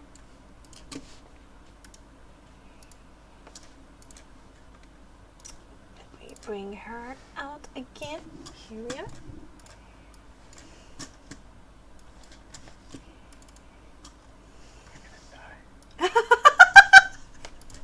Why is everybody so paranoid? I don't understand why. And is also in the cover of some dark evergreen trees, shielding you two from the rest of the world. Leda puts down the lantern on a piece of grass a bit to the side and then turns to you with her arms pressed together in front of her, both looking excited and scared at the same time.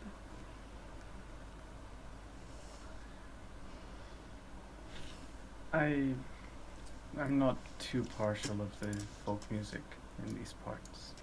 Never really got a taste for it. Certainly not from where I've come from. So, I apologize for dismissing you earlier, but I am a man of my word. Oh no, that's okay. I like this too. Feels good to get away from all of that for some peace and quiet.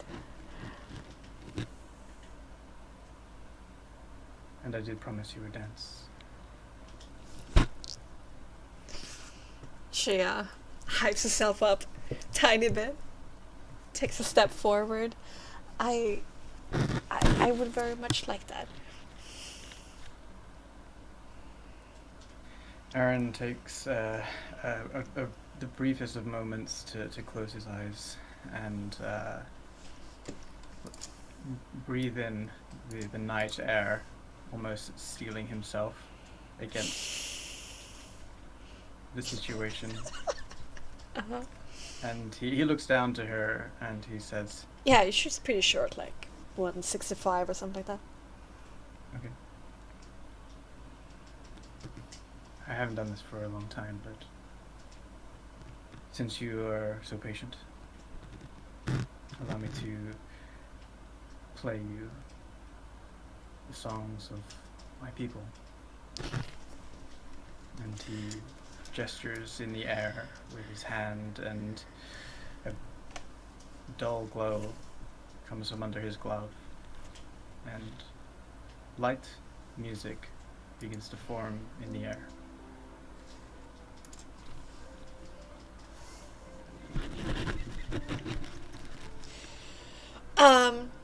Leda jumps a little bit in place when she see your movements and the music that starts to play. Tiniest furrow in between her eyebrows, but seeing as you do not react in a strange manner that this is in any way wrong, she's so taken by you that her mind does not connect two and two. She wants this moment to happen more so than she wants to be sensible and smart. In the somatic movements of his hands to conjure the music, the final gesture is to hold out his hand to her as if asking to dance. She bits her lips and then she slowly hands out her hand, accepting to dance. I hope you can keep up. I hope so too. I don't know if I know this dance, but I'm sure everything would be fine if you just lead me. And the posture of Aaron changes somewhat readily from a strong, hunched over posture to a perfectly upright, perfect posture, and he puts his heels together and stands to attention as if leading a perfect ballroom dance. Oh. Do you have noble blood, Mrs. Therian? I haven't seen such dancing. I mean... As he does so, he almost doesn't hear her words. As his eyes kind of gloss over her as he it looks like he's trying to remember. And he looks down to Lita and says, "This dance doesn't have talking." Oh, I'm sorry.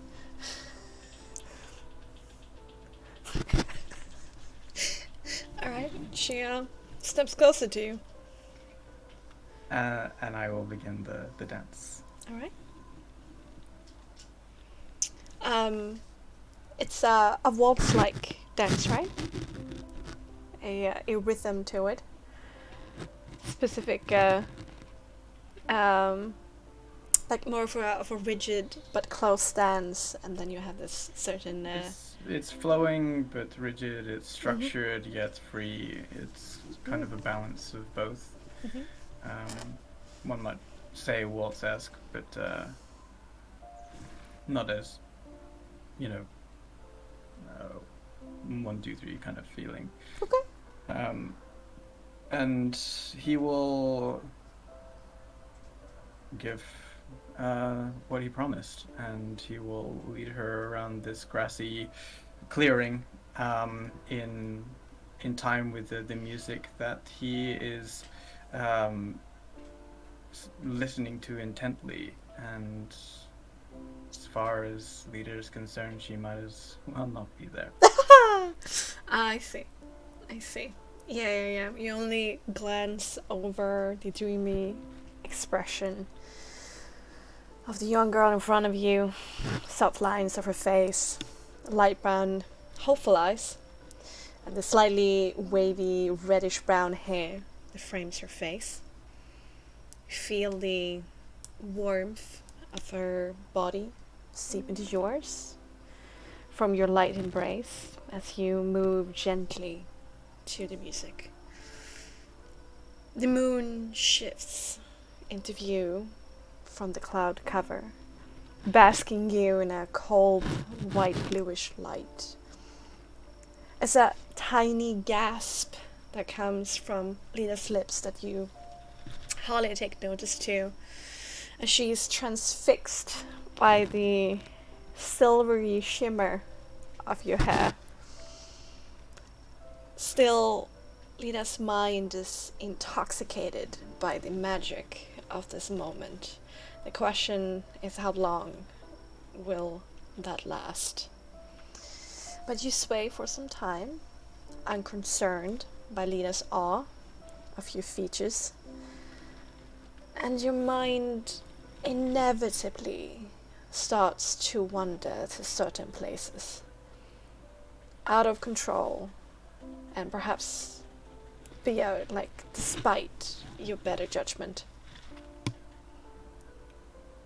Bittersweet memories of ashen blonde hair, sky blue eyes, and a moonlit ride on Celia's back appears in the forefront of your mind as soft clouds of sensations and conflicting emotions, of the brightest joy, yet the deepest sorrow.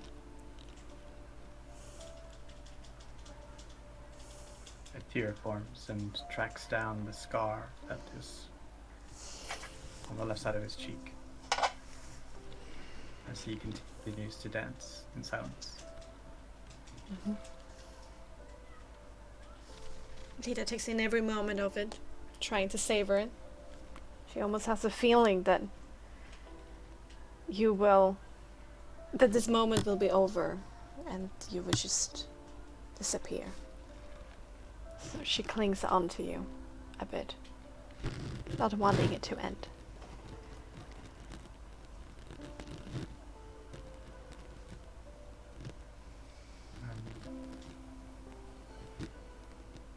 Song finishes somewhat unconclusively, and so does the dance. Oh. Aaron takes one step back away from Lita and does a curt bow, very short, very formal, before resuming his previous posture. Does it have to be over?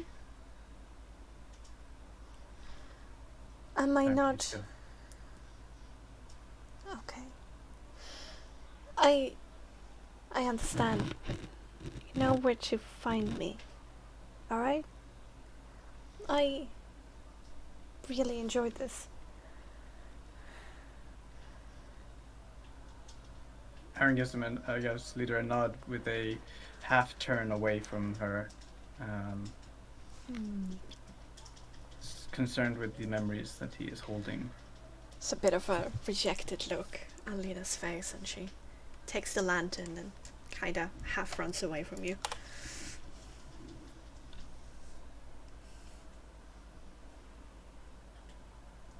I miss you.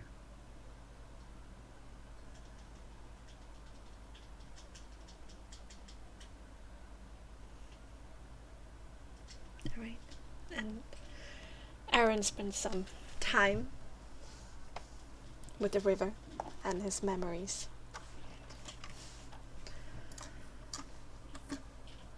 Alright. My heart. You can't just spring that out of nowhere. My heart. Ah. Nothing only tells me it's only gonna get worse tonight before this RP's over. What do you think that? Oh.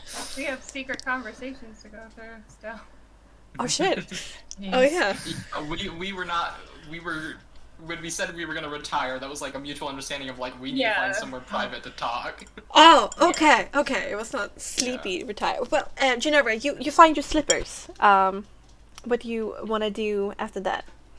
Yeah, I'll be just talking with the people who live around here, just asking about what it's like to live here, Okay. how long they've lived here, etc., etc. Just kind of gathering information, Alright. understanding the kind of the politics of the families that are involved here and kind of thing. I mean, considering how charismatic you are, it's pretty easy to find out the information that the 3 families that own the 3 different mills are the most rich, and they're also part of an informal council that kind of decides over the village. And one of those families is the Kovac family, who owns the sawmill. And then you got the Glinkas, who own the inn and the brewery for the vodka business. And then you have a third family who have more of a granary and like a grain mill. Do they have a name? Yes, they do. But I don't know it. They never told the GM. The Yeah. Grainers. the granaries. Yeah, no. There is a pretty prosperous town, considering they have this natural resource of this river, which makes it profitable to actually clear some forest to try to grow, because they can just grind it here and sell it off. But recently their cash flow has been restricted, as they do send planks and other wooden materials to the other side of the mountains. But all that trading has stopped now. And when that kind of comes up, I'll ask them what they've heard, what they've seen about the other side of the mountains.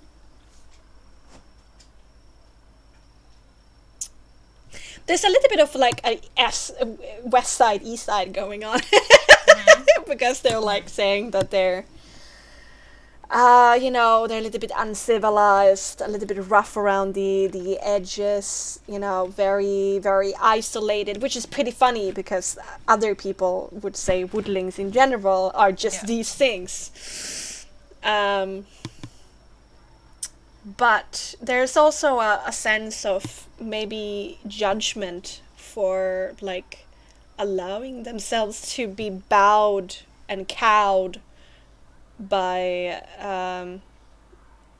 the Ravenmoors who have connections with devilry. So there's concern, there's judgment, and then there's disgruntledness, of course, about their livelihoods are being. I mean, this village here is not suffering per se, but it's definitely impacted them. And I want to see if I can ask about the wolves. Ooh. As a bit more of a tense subject, give me a manipulation with persuasion too. Manipulation, persuasion. Okay. Persuasion. Okay.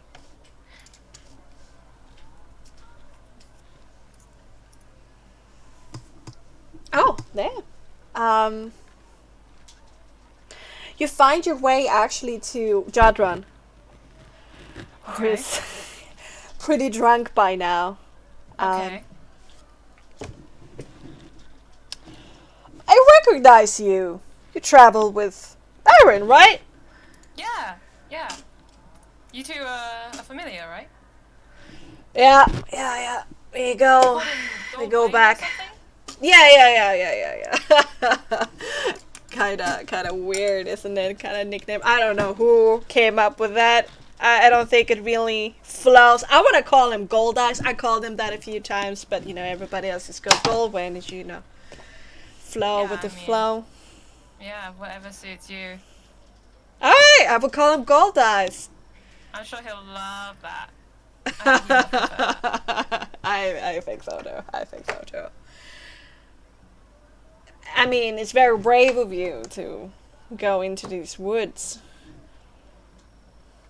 Well, we have Aaron with us. We have good old Gold Eyes. What do we have to fear, right?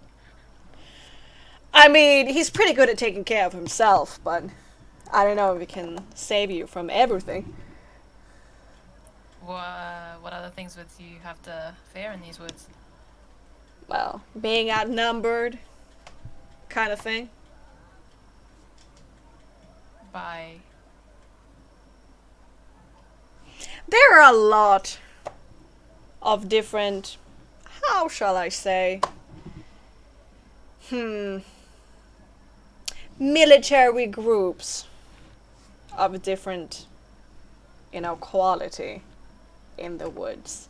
Around the roads here is a bit more civilized, but where the Strasser can't reach, there are other ways to exact justice and decide what's right and wrong. A lot of young men and women who believe themselves that they can own the world. Are you talking about bandits or Yes, or yes, organizing them? bandits. There you go. They go by any name or? There are a few, but this area is mostly dominated, of course, by the wolves. I'm sure you've heard of them. Yes. Seem like a smart woman, so I would think that you Yeah. would have researched them before entered here. Yeah, Aaron mentioned his history. Is Mm. that where you two met? Oh yeah. Yeah. We met in the ranks of the wolves. How was it? Boring. Mostly boring. With just this short spurts of action. There's a lot of standing around and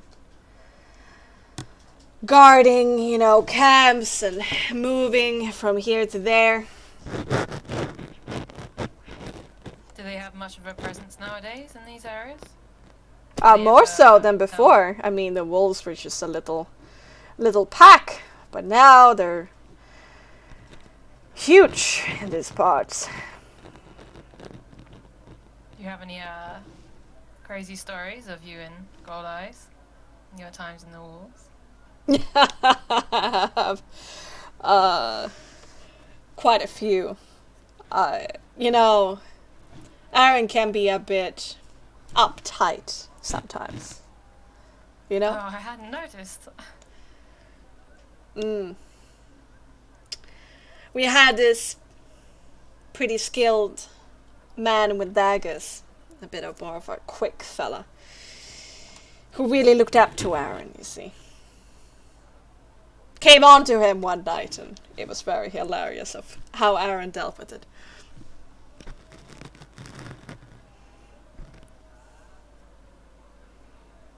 Tell me more.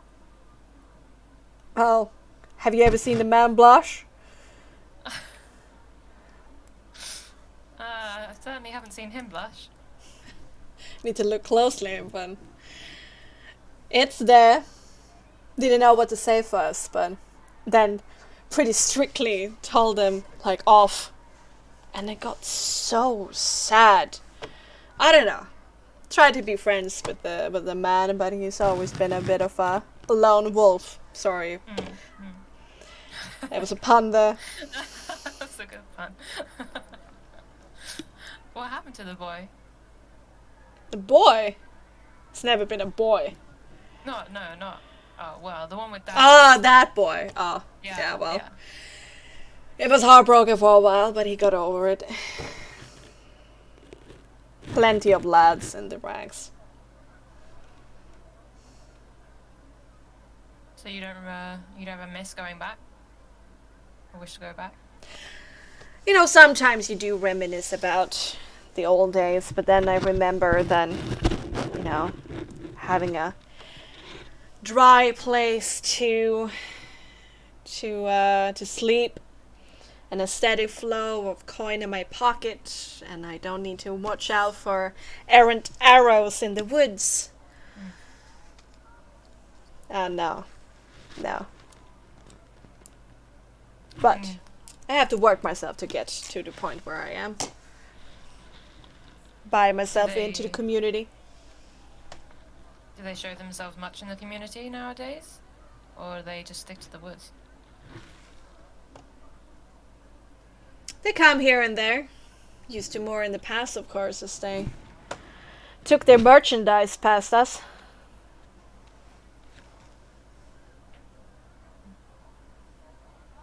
Do you think that there's people we need to watch out for? Not when you've got Aaron with you. If Aaron is still on good terms with good old Gregor. Was he quite a champion of the group?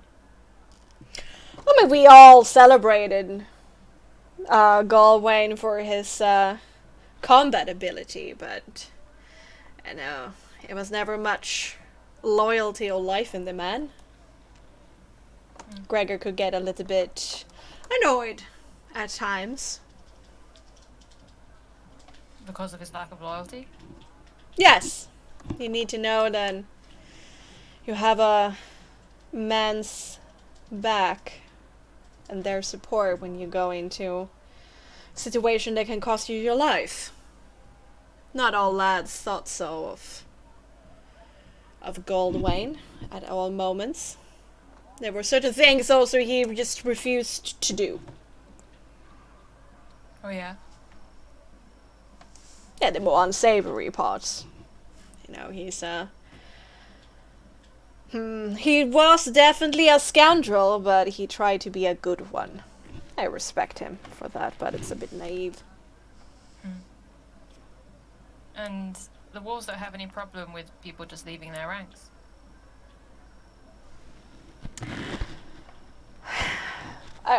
Gawain, you know, was constantly on contracts with them. He never really established himself as a true wolf.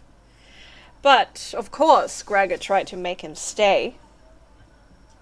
It was a bit of a tense moment, but I think there's something about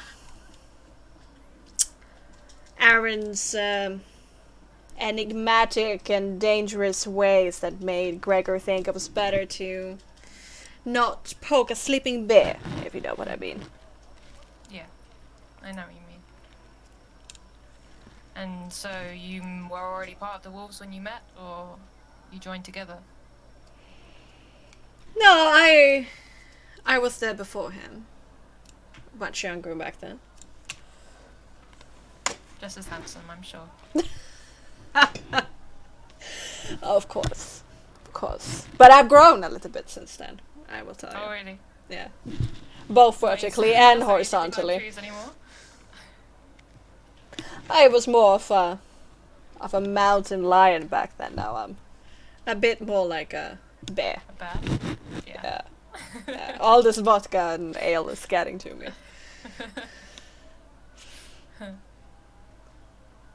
Alright.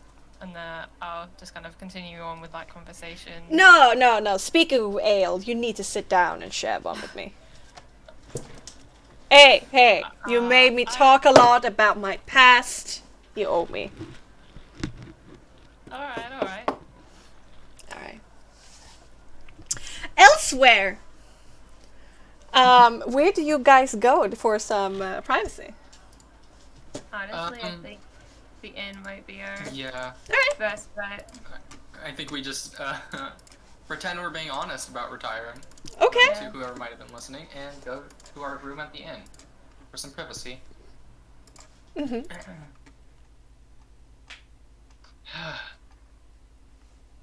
So, You just sit in the common room, or do you go No, upstairs to we your No, we room? go to like our room. Alright. Privacy, It's yeah. It's the most controlled environment we can find. absolutely.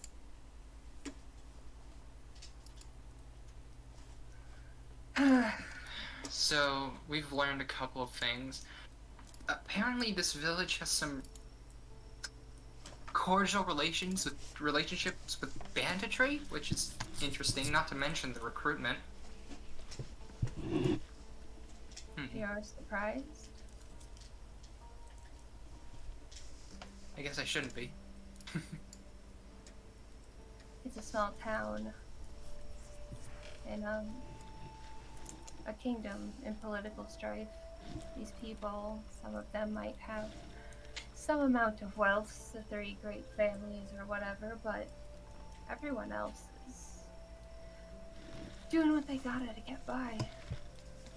Not Too everyone bad for has themselves. options. Besides, people in power love their wars and fuck the people who die for them.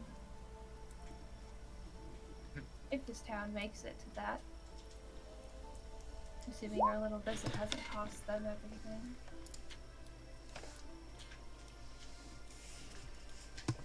I can only hope. I had something to say. What was it?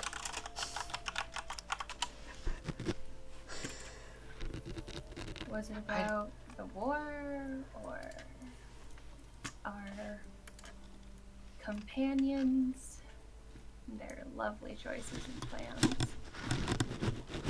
We'll get to that. But about what we just heard, it's. What was I going to say? This is an in and out of character thing. Was it about? So it's about the war and what we heard about. You originally started talking about the possibility of people asking you to join the wolves rather than the army. Yeah. Seems people are like I said, fairly cordial between the banditry. So that's especially given that we've established that they are participating in the slave trade. It's just surprising that this place hasn't been a victim of said trade and is instead actively interested in having former recruits be here or interested in sending more recruits in. It's not that uncommon, I think, for a small poor town left to fend for itself for the most part. Either you can be victim or you can make deals. My village used to occasionally trade with the passing, let's call them organized criminal bandit around the area. Of course, we had the church coming in and out to check the mines. We couldn't do it often, but trading with criminals is often how we survived somewhat. in a see. small town left to fend. Besides, animosity for a crown that doesn't care for you because of the wealth of your village or your location means that any amount of freedom or choice, even if it's joining a bandit group, can seem better than being forcefully conscripted into an army to serve a country that doesn't give a fuck about you. That's very true. Queen, we all know, you and I both know what the implications of dark miracle workers and the Raven Moor's court means if a war comes about. I feel like this queen's running a fool's errand, you know? Well, she's an idiot, so I'm not surprised. And if the church is truly so involved that they want to have their presence be known in this mission, wouldn't they have... Assumedly they sent agents in and then the agents have failed? What the hell are we doing then? We don't know if they failed. It could have been a deep plant. Akron kind of like tensed up for a minute out of like, this is the same thing Akron has done for the past 2 years. Anytime this topic has ever come up, and like out of habit, they like stop themselves and then they kind of like have the guilty look as they remember that it's all out now. And they kind of like take a breath and not looking at you, continue.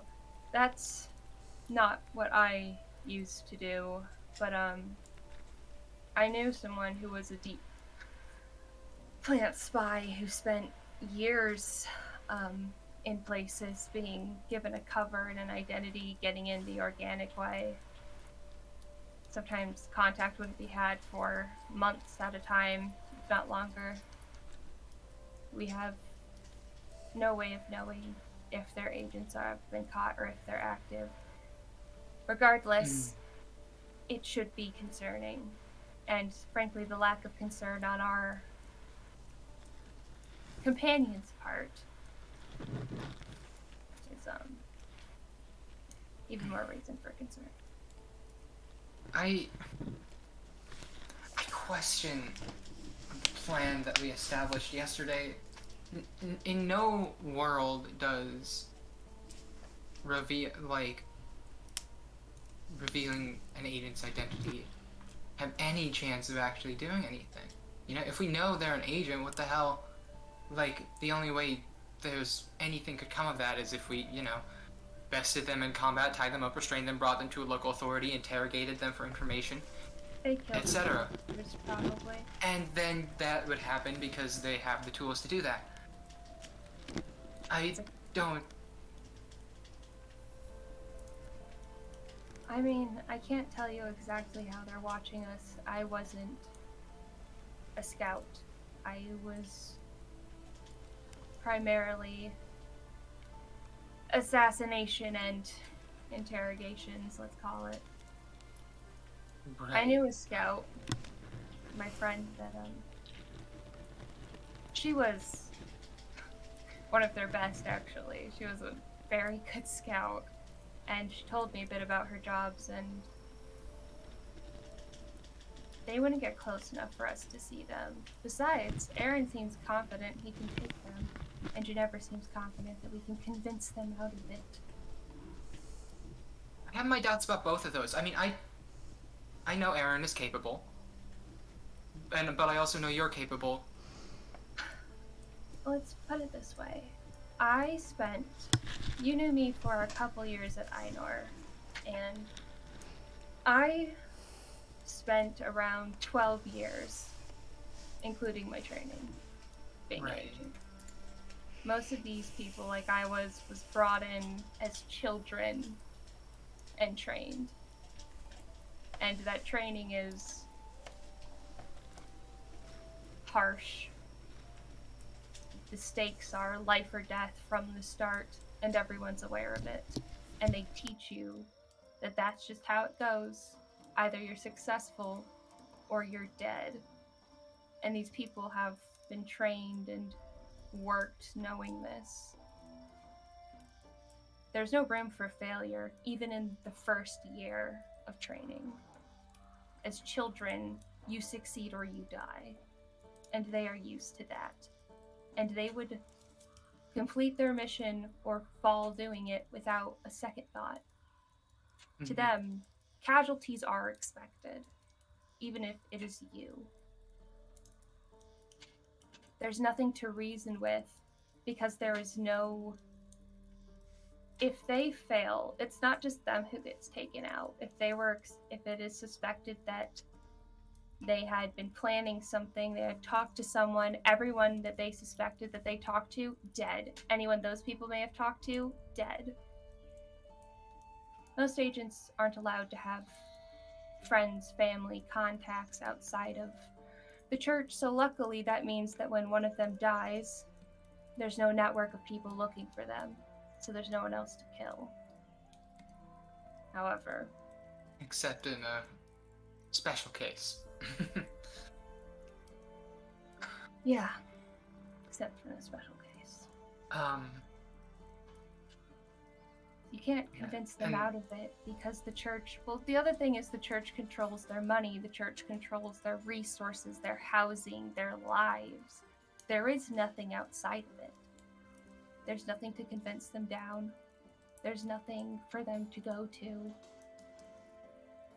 You know at least part of this. I don't know exactly what you were involved in, but we both know it was a little more than a couple of nobles doing academic stuff.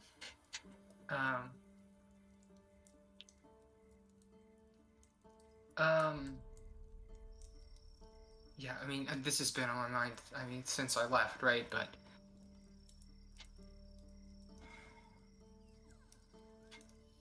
there's no way around it. They want us alive for some reason. Most likely. Yeah, like, that's just fact. That is fact.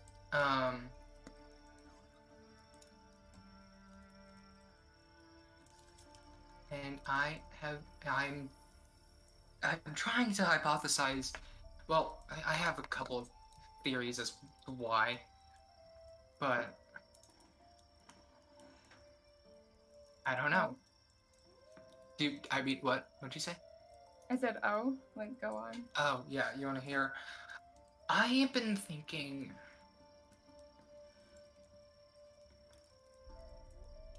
I wasn't the most successful in that program. You don't say. I feel like maybe she wants me as a test, Let me go out and explore on my own, do my own thing, try and learn it with my own methods, and then she'll just, throw me in some shackles and bring me back to see what the test result was, right? That sounds like something she'd do. Exactly. In a way, we are her greatest success story, given that we've successfully made it out, at least for a time. I think it's more likely an experiment. They want to. That's true.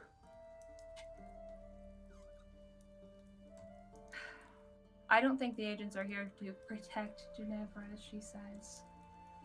They don't care about her.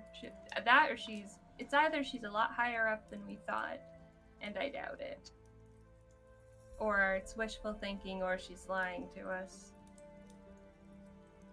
I don't think they're honestly here to protect her. Given what we know, I think wishful thinking is the most likely option. But also I do believe she's smart enough to know that that's not the case. But I understand optimism.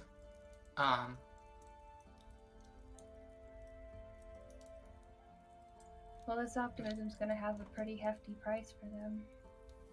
But trying to piece this whole thing together, and it's just a mess, and we're damned if we do, damned if we don't, right? Let's put it this way. Why do you think I didn't object when Aaron suggested that while being followed by agents for whatever nefarious purpose, we go to a town that he's particularly friendly with and be seen socializing? That's dangerous. If they think we told anyone, this entire town would disappear. Maybe slowly, maybe overnight, who's to say? I don't... Why then? Because it seemed... I tried to warn them that agents are dangerous, and both of them think that they could either take them on or convince them out. A lesson needs to be learned, and it seems like it's one that's only going to be learned through pain. Perhaps it's cruel, but it's better they find out now. Hopefully nothing happens.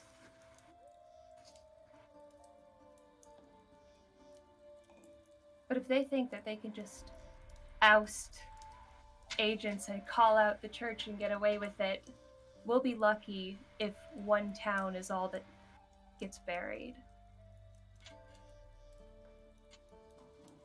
It seems that they're only going to learn through experience. So I'm prepared to let them make however many dangerous mistakes they need to. I feel... Oh, I don't feel good about that. Acheron's eyes just look completely, like, cold. There's no emotion attached to that idea. What's better? That they learn this lesson over 24 bodies, or 200? The former, of course. I feel like I don't know. It's off-putting to me having this conversation in private right now. I feel like this whole thing is an exercise in trust for us, and either I feel like we need to at least try once more to, you know, convince them. I mean, I guess simply the timing was bad with, I know, your decision. I'm sorry. If you weren't uncomfortable with the thought of casualties, I'd perhaps be a little more concerned for you. We do come from wildly different sides of Fort Einor. Right. If you wish to try to convince them that their idiotic plans are perhaps better rethought, I won't stop you. But Aaron has made it clear that he does not respect me. Ginevra has made it clear that she is too stubborn in her own views and ways to try to listen. So this seems to be a lesson they'll have to learn themselves. And you and I will make it out as we always do. Barely. The only way we know. I understand that it might seem harsh, perhaps it is. I don't see another way forward. We are going to encounter these agents.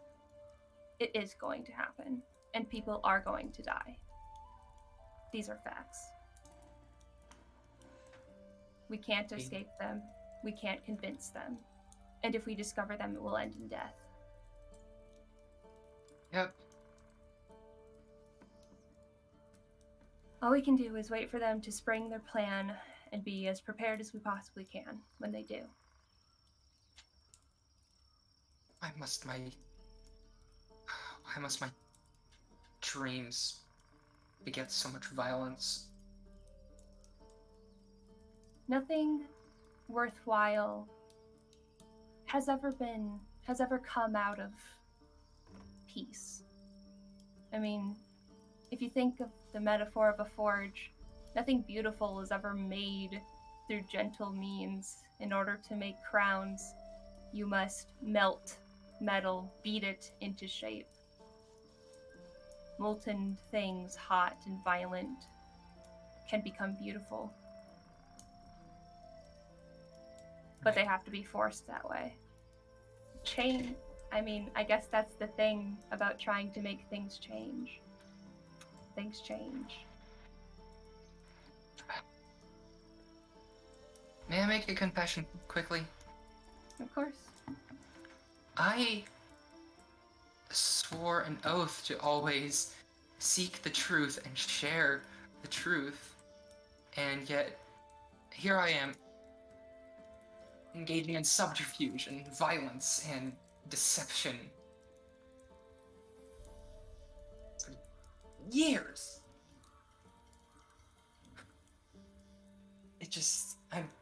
You're always right. You're always right. I'm really not. Tia, sure, you're lying now. You've participated in subterfuge and all of that for a while, but it's in the ultimate goal of spreading the truth, right? Yes. This is all, well, if that's your ultimate goal, sometimes you have to do terrible things to get there. But if your ultimate goal is good, then can't you say that your actions were good, that they were worth it? If you have to lie or use subterfuge in the interest of spreading a great truth, you still were truthful in the end.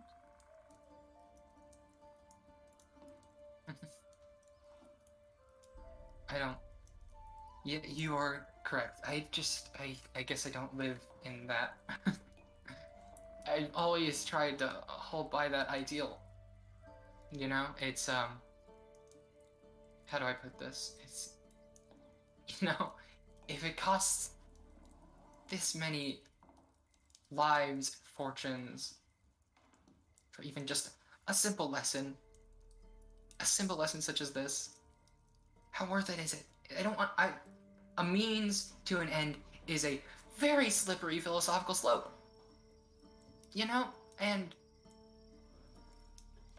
I have not developed the coping mechanisms for this. Breathe. Okay. Maybe the question is less what is right and more what you could live with at the end of the day.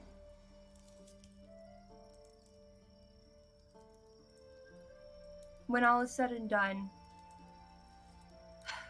friends are great, coping mechanisms help and everything, but end of the day, in your darkest moments, when it's the middle of the night and you are racked with all of the guilt and grief and fear and pain and anger that has been forced upon you in your life, and everyone you know or love or hold dear is far away or sleeping, the only person you will have is yourself.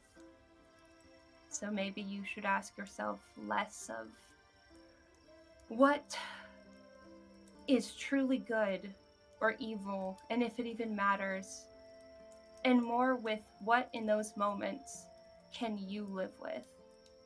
At the end of your life, what will you look back on and be okay with? I'm not going anywhere, but end of the day, all you have is you. And you will have to live with yourself and what you have done.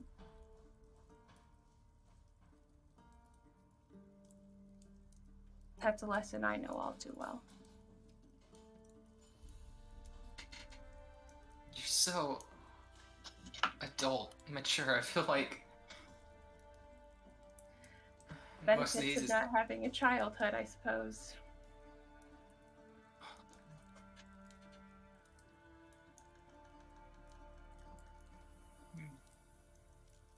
Maybe it's, I don't know if growing up a member of The Shining made me an idealist or whatever, but I don't know, it just... I don't think I'd be able to get anywhere without a voice of reason, Teo, your heart is not a weakness. Your passion and your optimism were the first things I fell in love with. They're the first things that drew me to you and kept me by your side before I fully knew you. It's true, sometimes you can be a little idealistic or naive, but part of me envies that so much light has survived in you in the environments that we were in. No one should want to be like me.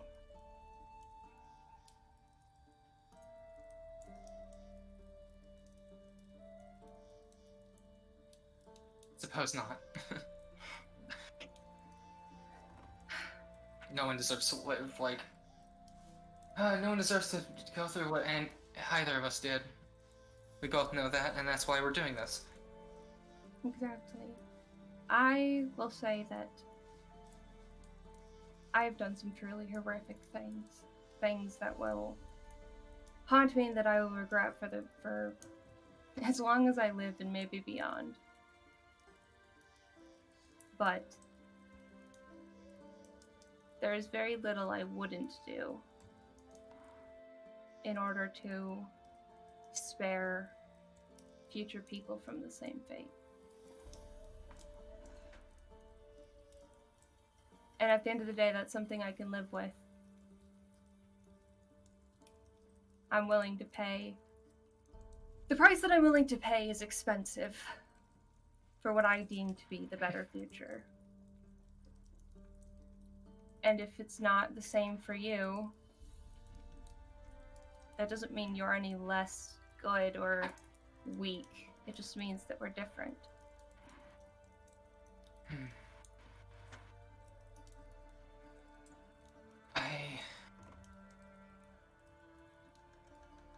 I'll do what I can live with. And I'll do the rest.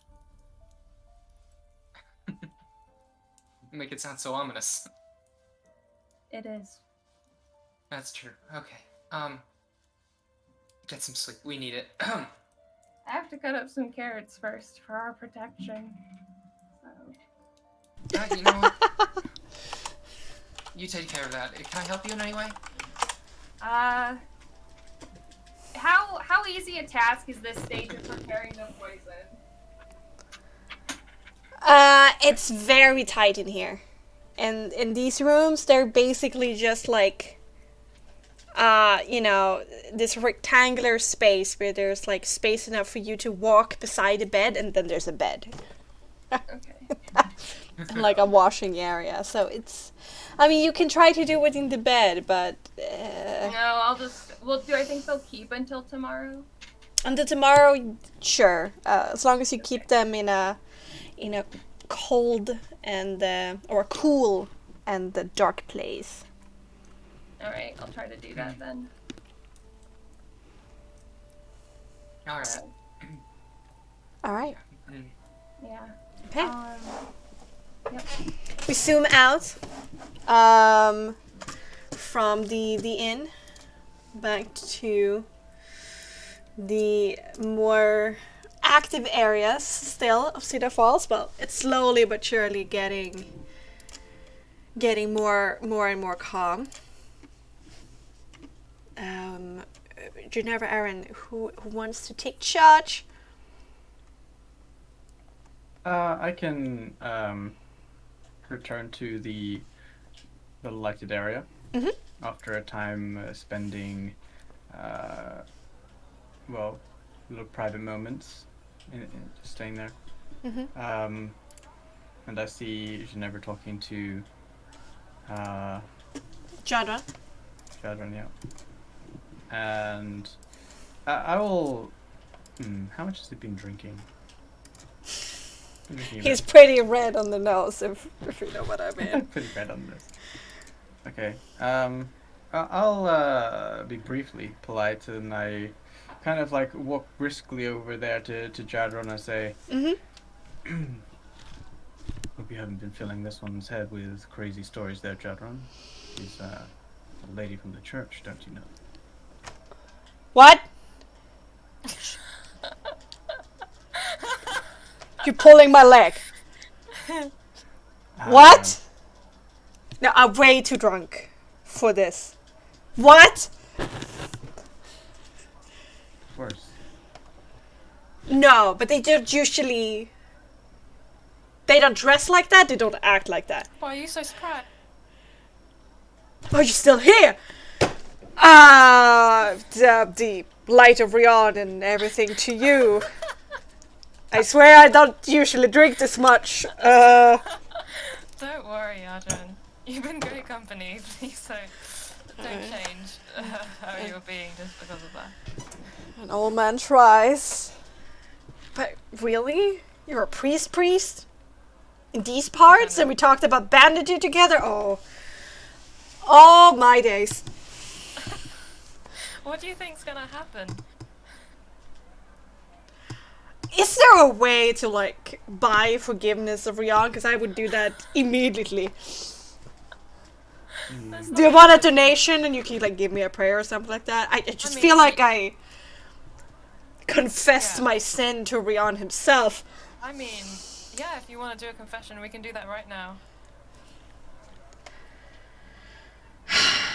Nah, there's more nights. It's gonna be alright, Chevron. She's, as far as church people go, I think she's a little less on the nose. Which is curious to me, based on, I guess, previous That's true, you're not that kind of, you know, pompous asshole like they usually are. Oh. Member of the cloth! I'm meant to not be presenting as one, and I look up to Aaron. So you're usually a pompous asshole? I mean, otherwise, what would everyone think? I've got to keep up appearances. Alright, okay, this one is pretty okay. Just, you know, don't trust her with your secrets as well. Oh, you little lynx! You're trying to make me confess, huh? Make me feel bad about myself? Is this how you usually go about it? We both know how protective Aaron is of his own mind, so it's hardly a surprise that he would say such a thing. But Now you're both pulling my leg. I like it. You know, I don't need you to confess, you don't need to confess. I've just enjoyed talking with you, that's all. I was thinking of retiring soon, actually, Aaron. I think the others have already done so. I hope you enjoyed yourself. Absolutely. It's a beautiful place, so hope I can come by here again. We'll see. If they'd have me, of course. I don't make the rules for Cedar Falls, but I'm sure that they can make up their own minds. Yeah, well, Yeah. had to ask the rich people and start destroying. I mean to come over to you, Jaron. I was inquiring about whether or not you heard anything from your men this evening. I didn't see anything. I mean, they haven't checked in with me, so either they're drunk themselves stupid, or there's nothing to report. Wait, you don't know? They're not as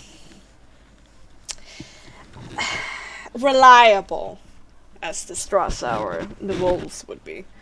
I mean, they're lumberjacks, for crying out loud. There's no excuse, Jadran. And he will like just step aggressively forward towards Jadran and like say, "We do not do it this way. I do not give you coin, and you go about squandering it. This is not the way." Whoa! Calm down, old friend. Can I punch him? What? Whoa! Okay, sure. Roll to attack.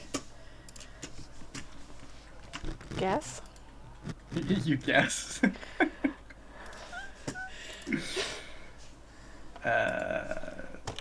Unarmed attack.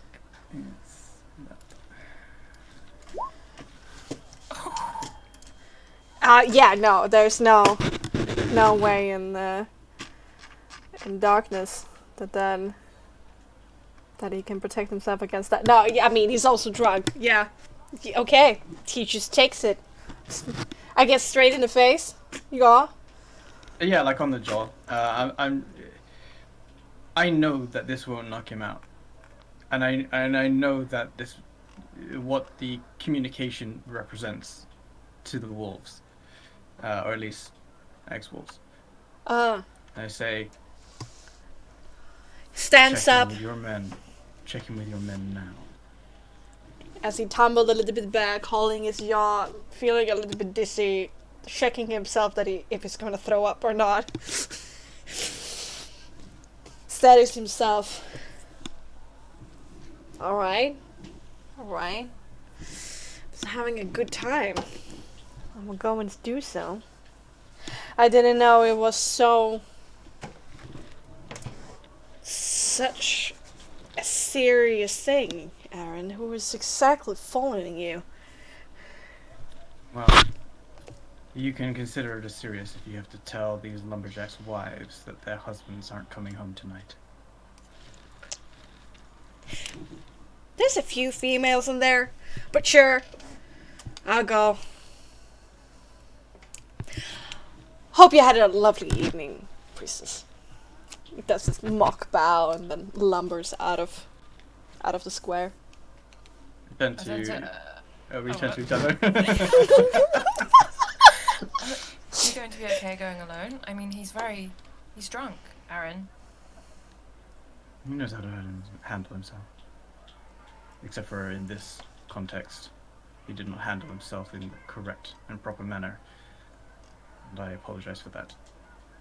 I mean, I don't think you handled yourself in the most correct manner either, but I guess I'll put it down to the drink. One way or another, priestess, I have no idea of the certainty of your security right now. So I do suggest that you retire back to the inn. For I'm going to go check on Titania as well. Alright. If you think that he's going to be okay alone and drunk.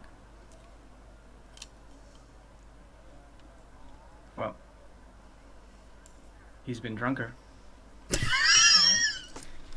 I trust your judgment. And I walk to the inn.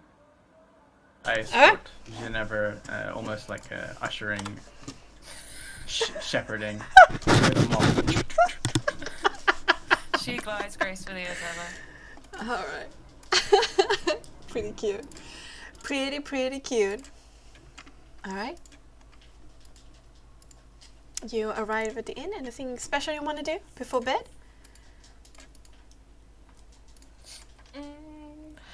Check over my arrows. Make sure they're all fletched well. They haven't been messed up. Look over my bow. Uh-huh. Checking everything's, tip-top shape. I knock on Titania's door. Uh-huh. You've been talking. You interrupted. Yeah. She will open it. Oh, hi, Aaron. Everything okay?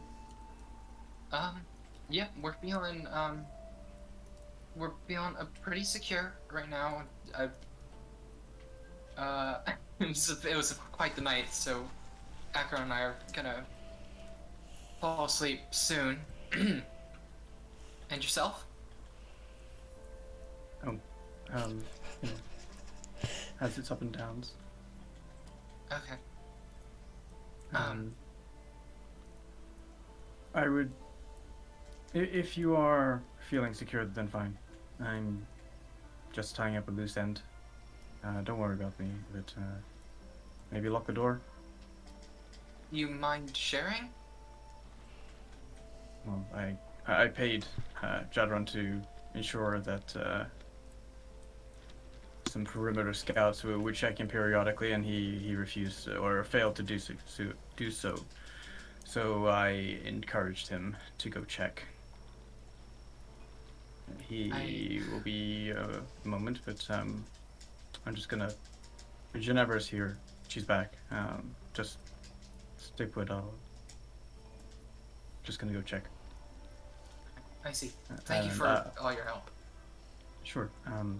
Is Akron with you? Yeah, Yeah, they're in here.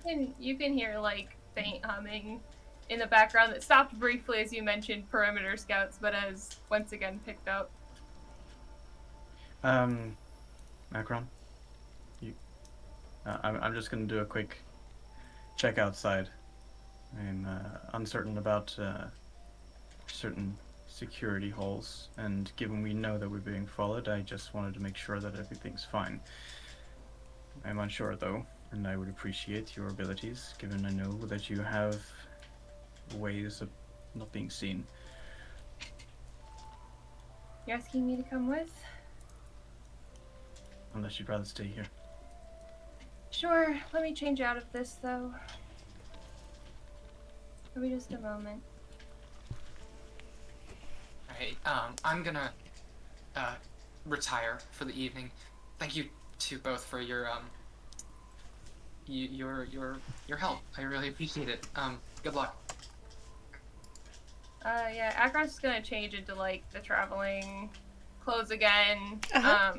Actually, Akron might put on their usual work attire because it's darker and it's nighttime, so therefore the black will like blend in better and help them speak more rather than like the white shirt. So Fair, very fair. yeah, Akron emerges in the darker clothing again. Less dress, more movement and everything on them. Yep, and just gives you a nod. Just a very quick, brief nod in response, and like out the door. Akron follows. All right. Okay.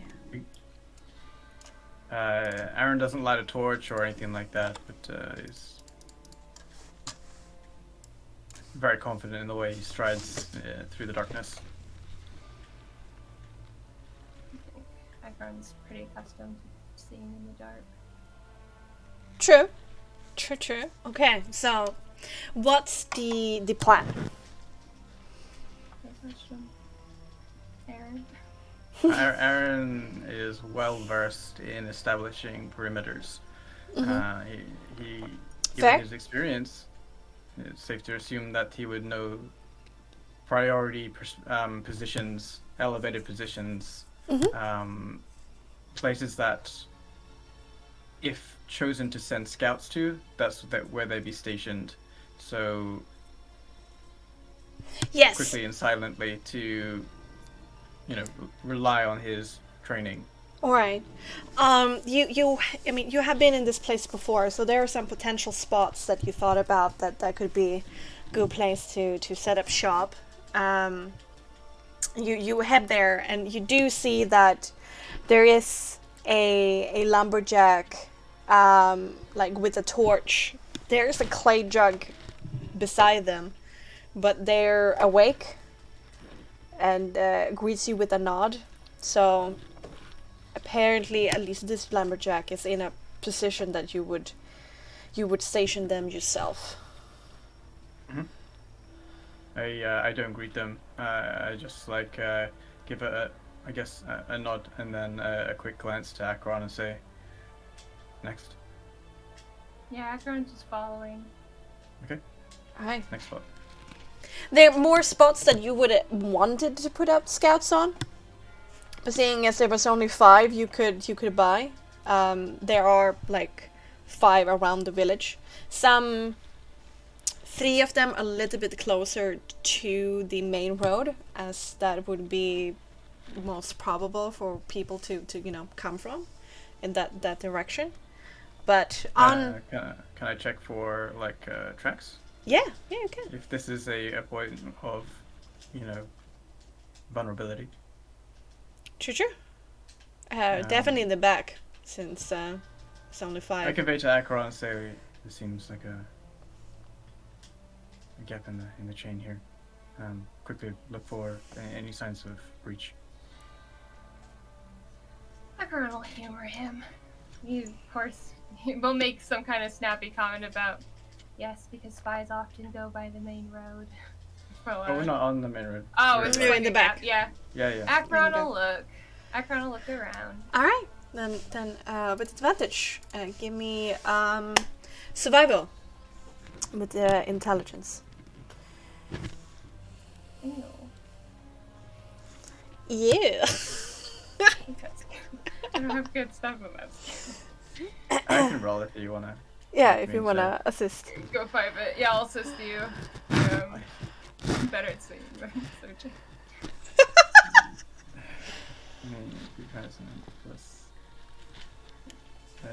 Survival intelligence or cunning? Intelligence too. figure out what kind of tracks it is. 19! Damn!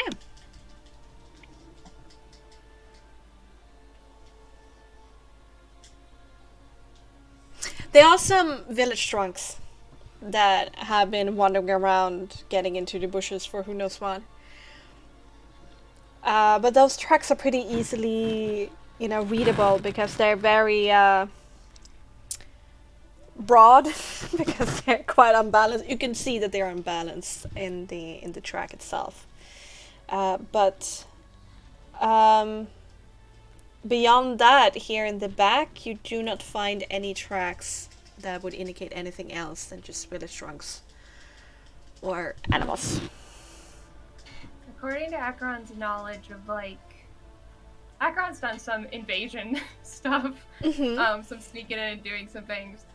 Has Aaron's lumberjacks actually been placed in a way that would do anything to impede an agent, or have they been placed the way that I'm assuming that they were placed in strategic points that someone who's like, this is how I think subterfuge works goes, not actually strategic points? He didn't specify that they were in track by 8 to not tell them, so I guess it would just be common points. Yeah, Akron's just trying to figure out how actually potentially effective your people were. My people, I just paid for them. Making them yours. Okay. Yeah. These scouts probably not that effective, which is why this whole thing is happening. Give me an intelligence roll plus your proficiency bonus. Okay. Like an academic said, you have proficiency. Yeah. Intelligence, you said? Yes. Recall information.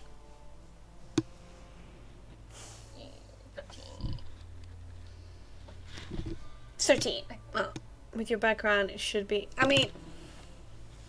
there's a lot of forest around this village. There are some smaller paths, you have seen as you've been walking around this village, the outskirts of the village with Aaron.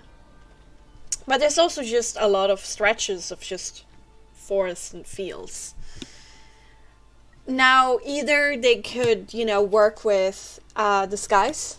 There were a lot of travelers in the village today, people visiting from other villages. It's pretty easy to mingle within that kind of crowd and just enter normally and, running less risk of anybody thinking that you're looking weird.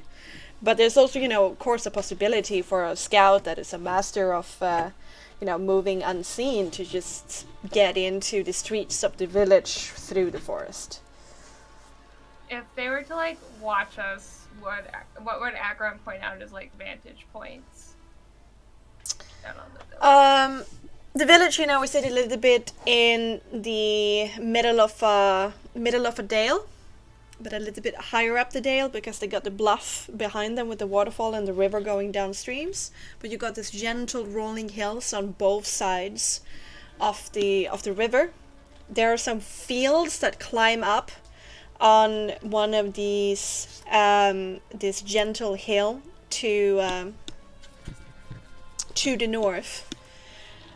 If you're sitting in the wheat and the barley, you could probably be much unseen up there in the darkness, since most people have left their farmsteads up there anyway to join the festivity down here. And then of course you got the bluff overlooking the village down below. All in all, it's not really a defensible position that the village is in. But we came here for vantage points of looking, not necessarily defending.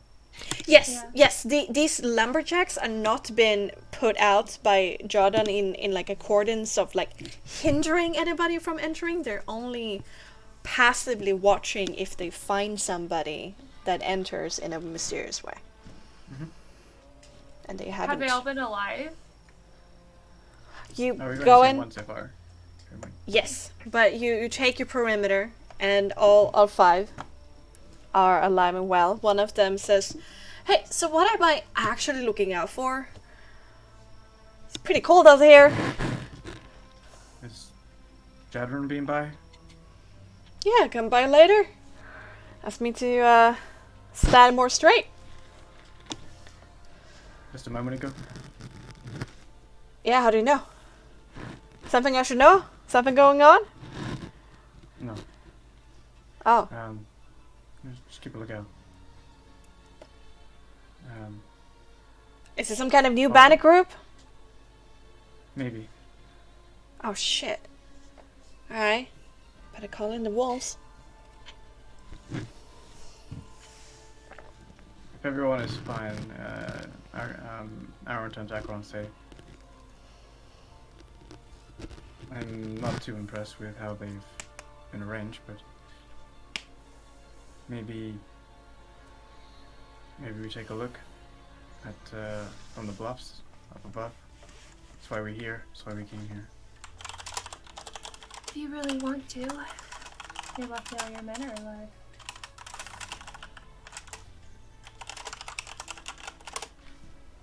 Well, true. It does give me some peace, but nevertheless, just be thorough. Sure thing. What makes you feel better? You're more than welcome to return to the inn to see if everything's fine there, but Okay. I'm gonna go to the... Alright. Quick look up. If you do run into anyone, you'll need me. Alright. Indeed. Go to the overlooking to see if see if we can see anything overlooking the town. You have been taken up there before, when you visited in the past, just to check out the view, you know. And you have to climb up on the bluff pretty far away. It's more of a roundabout thing where you need to take like a path that goes behind the bluff so you can get up. So it's like a 15-minute walk or something like that. Unless you want to go mountain climbing. No.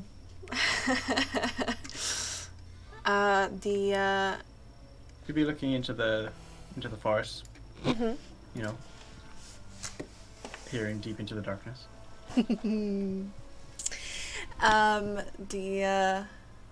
The night is fairly calm, quite warm, since, you know, summer night, with these dark tree trunks of spruce and pine, a thick underbrush made up of blueberry and linden and ferns. But it's you know, beyond using any active checks, you don't see anything of interest in the forest. You do walk past somebody who fell asleep on the trail. Somebody very drunk who wanted to, like, yeah, climbing up to the bluff when I'm super drunk is a really good decision. And then they went off into the woods and like just died. Go, like, get super drunk and say, "You want to work out at 5 o'clock?" Yeah, yeah, exactly. You know, the kind of drunk where you have too much energy and then it suddenly caved out on the person and they just decided to sleep in the blueberries. But you eventually make it up on the top of the bluff. Here there's not really a path since most of it is bare. You basically only have a few pines here and there, and mostly it's just bare moss and stone. Okay. And does any of like the moss have like indents, like people were standing or sitting around, like alright, any you of the wanna usual signs of existence? You do the rounds. you do the rounds? Alright, make me another survival intelligence to see if you find any tricks. You want to go this time? Sure. Might as well. Advantage? Nope. What is the command for advantage? It's like this. That's one. Thank you. Yes.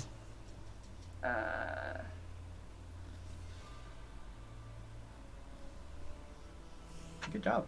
19. 19. I get it. Consistent. There seems to have been a couple up here.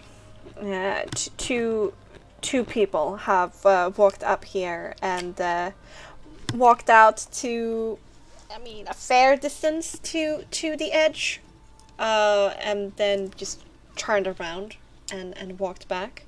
But on the other side of the waterfall, on the side that you need to, very hard to get to, actually, in the soft moss just beside it, you do see some indentions of somebody probably kneeled down or sat down.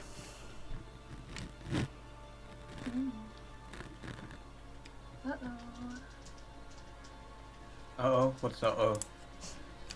Akron will just gesture to the indentions in the moss like it's super obvious. Voila! I get that there's indentation. Why is it uh-oh? Yay. Akron is just going to turn out to look over the town where the waterfall is, like, peeks out over the entire, like, town area, I imagine. Yeah. You get a very nice view of the town here, and, you know, the barn and the cobbled squares just, you know, underneath the waterfall. It's a good view, isn't it? That's why we came. Seems like probably something other people beat us to. This is definitely something they probably do. Are there tracks leading it away?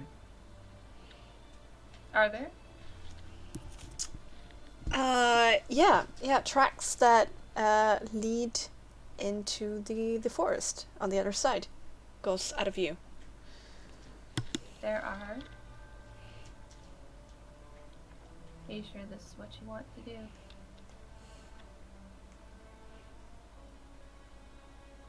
No.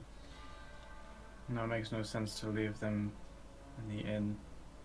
If people are watching us, which we know that they're doing. Close proximity of... I didn't expect them to be this close and watching us. That was your mistake. I told you they would be. I knew they'd be watching, but... why up here? It's a perfect vantage point. Most people will be too transfixed by the waterfall to focus on anyone up there, even if this is... unless this is too far back for them to be able to see over the waterfall and us not to be able to see them.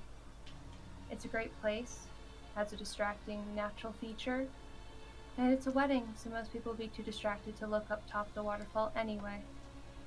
This seems like the perfect place to spy on someone from a distance to me. Who would think anything of someone sat beside the top of a waterfall, after all? With a view like this. Seems like prime scouting territory to me. Let's talk with Jared tomorrow and find out why you didn't post someone up here. Probably didn't think about it. Lay people don't often evaluate everything the way, well, at least I do. Most people see a waterfall and it's a pretty natural feature to show people and coo about and woo lovers under. To me, I see the perfect place to do 1,000 terrible things. It dampens noise, it hides you, the mist makes it hard to see through. Most people would be too distracted to spot you. Indeed. Well, clearly it's gotten soft. I mean, there were probably also potentially people inside the party anyways. Depending on how close they wanted to get to us and for what reason. Could have You been think guests. that they do that? It's child's play. I'm not particularly socially skilled, as you've observed, and even I have done things like this. Getting into a party is one of the easiest things ever. Why? Why what? Why bother? Why bother getting that close when you can just watch from afar? What Depends on what they benefit want. do they gain? Depends on why they're doing it. I don't think it's to protect Ginevra. No. I don't think so either. I If they don't think want- that they're here for her. No. If they want to learn something, it may do them well to get close enough to hear gossip or try to get close to us in some way, try to catch us in something, overhear us. Depends on what they want. I got close because of what my business was in the past. I have no idea what these agents are after. Well, I have 2 ideas. It's impossible to tell which one could be right. Both could be wrong.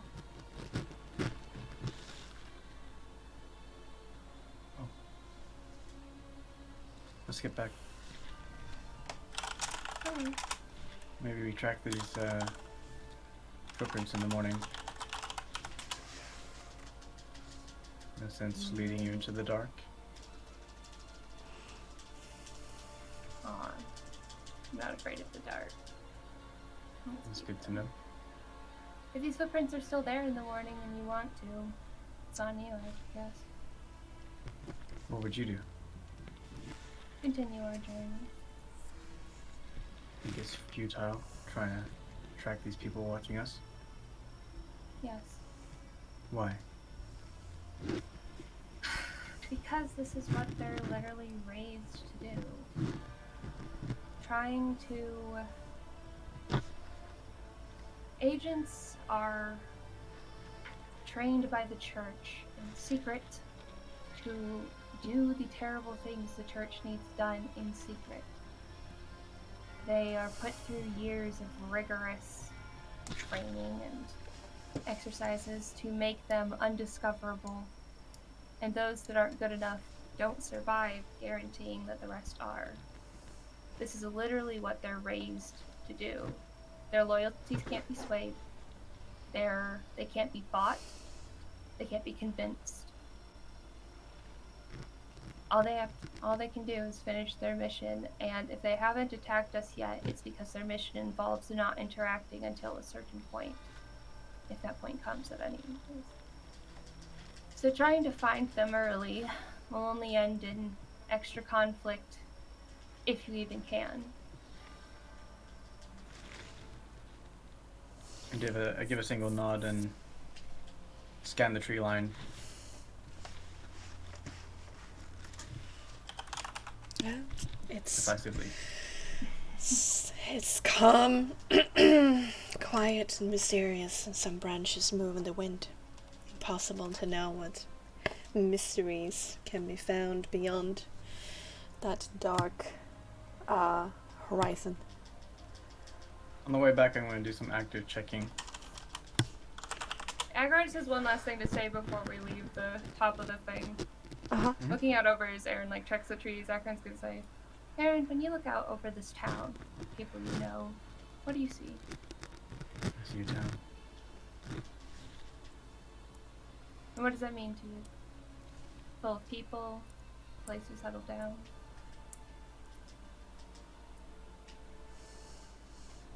I know them, yes. Do you know what I see? A What do you see? graveyard. Lives come and go. I hope you don't have to learn this lesson the hard way. And then Akron will, get ready to continue walking with Aaron as we head down. Alright. Aaron looks out over the town for a final moment. Mm-hmm. And as he says that, I am going to assume a flashback. Oh, okay. As he looks over over the edge. Uh-huh. His memory turns to complete desolation and calamity. Oh. It's a frightening scene, but you're able to stable yourself and bring yourself back to reality after a moment. Churns your stomach though. Did I notice the shift? I mean, you passive perception of 19, so I would say probably, if that's okay with you, Adrian. For a change of emotion? Mm-hmm. Sure. Passive perception is an intelligence or composure one, right? It's not an empathy though. Yeah, it's composure. I mean, she doesn't necessarily see which emotions that have changed, rather than something changed. Yeah, just that there's sure. level shift. You could probably see with a passive perception of 19 that his fist clench and his jaw tightens. But I'm not sure what more that you would see from a internal thing. Everyone will just kind of suck some air between their teeth and... I'm sorry. You know, if you ever want to talk about whatever...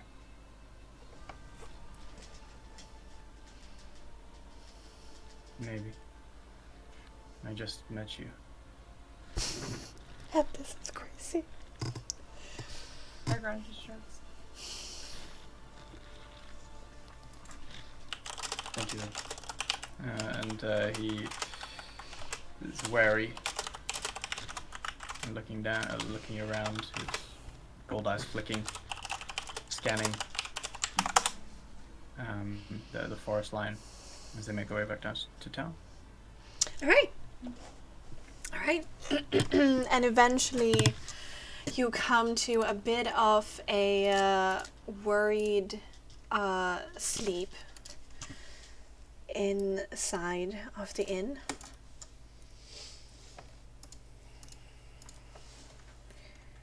A knock on the door. Oh, you double check with Tia again and Geneva? Yep. All right. Do you just confirm that you're alive? Yep, I assume we're still here. Unless you want to keep on me. Actually, no, you're there. Alright. Yeah, we're fine.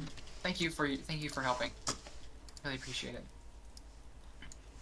I'll just probably be brushing my hair and be like, everything okay?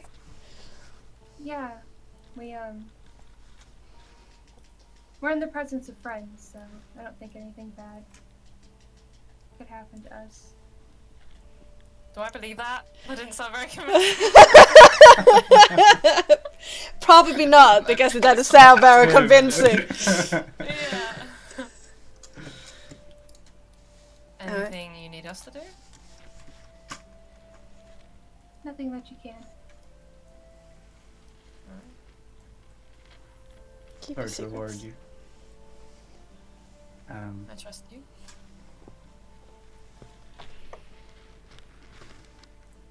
Have a pleasant sleep. Thank you. And Aaron will Take a assume chair. position on the chair. Yeah. In the hallway? In the hallway. Alright. Do you want a blanket or you okay there? Do you want to take shifts, because sleeping like this is bad for you and incredibly stupid. I've grown used to this. This is what I can know. count 6 ways to kill you right now.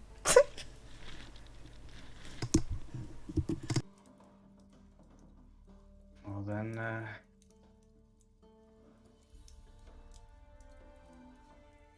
count away. Doesn't change anything. Do you want your body returned anywhere? Have a good night, Acheron. Hope you wake up in the morning. Background will just go to bed. You sure I can't get you a blanket or a pillow or something? I'll be fine. But I appreciate it. I've slept in worse positions. I can imagine, but there's no need if you can avoid it. But as you prefer. Thank you. Good night. Good night. All right. Make me a general perception with composure, please, Aaron, for the night.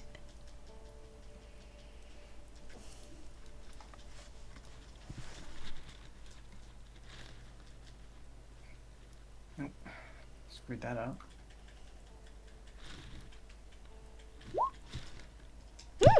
Nice.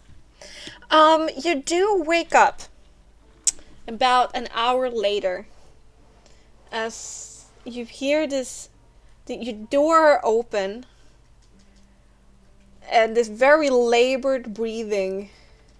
Somebody stumbling into a table and then eventually, like almost crawling up the stairs. This old man still hugging his ale barrel. You have to a second. From sheer willpower, somehow makes it into his bedroom and collapses. He gives you a bit of like, a weird grunt, like, and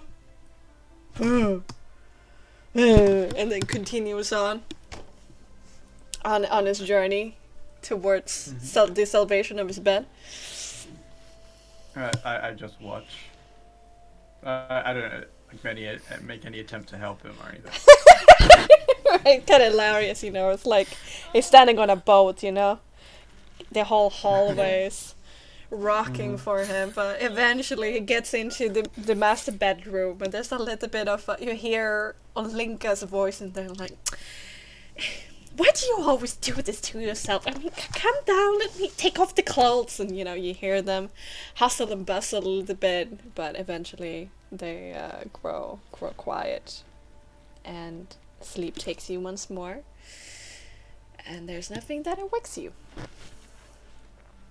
Until the morning, that is,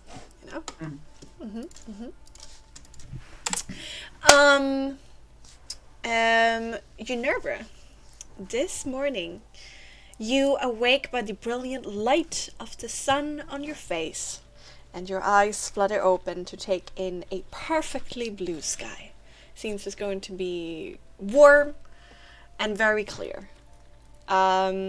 You're all very warmly welcome at the breakfast table at the small tavern on the first floor.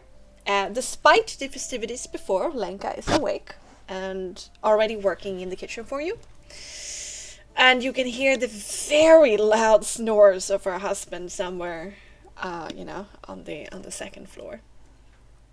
You all find your way, to the breakfast table, where Olenka eventually brings out a hearty and humble breakfast of freshly baked bread, cheese, and porridge. Before Olenka leaves, however, and this will be the last scene for tonight, she turns to Titania. I was given this by one of the village lads late yesterday evening. Apparently it's for you, dear. I have no idea who gave it to you or sent it to you, because it seems very fancy, but anyway, here you go, my sweet. And not. Oh, sorry, it's the last thing. I will grab it and immediately hand it to Acheron. No, I'm not letting. Yeah, Acheron was gonna grab it before you did. I'm not letting you touch this thing first. Yeah, go ahead. Yeah. Just in case. Yeah, this is what I wanted to say: is that Acheron grabs it, not to you. Mm-hmm. All right. Well, happy breakfast. If you need anything more, if you want some breakfast dessert, there is some in the kitchen. I promise. You just call for me. Well, thank you. All right. Sounds great. Acheron, the letter. Yeah. Is this? Acheron, you look in your hands is a delicate and sturdy letter, and it has seal in red. Do you recognize? I know Tia's family crest. Yeah. Yeah, I have. Yes. I'm familiar. Yeah. The Canalix crest is stamped into the seal. I'm checking the letter. I don't know if letter delivered poisons are a thing. I know you could probably put like a fine like dust on a letter when it opens. It like goes in your face. Akron's just gonna check it for the obvious dangers that would be possibly contained in or on a letter. Obviously. Yeah, sure. Doesn't seem to have contain any dust when you shake the corners. Dust have a pretty deep and fancy, but very slight rose perfume attached to it. Do we see this? Yeah, I mean you're sitting in by Yeah. the breakfast table. From home? Akron will hand it to Tanya and just give like a slight nod. I will break the seal and open it. All right. Carefully, away from my face, because I'm going to be cautious anyways. All right. All right.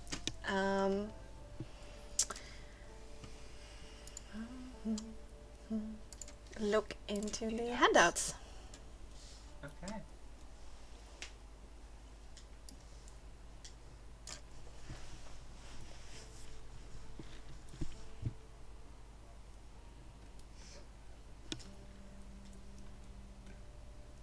Exciting.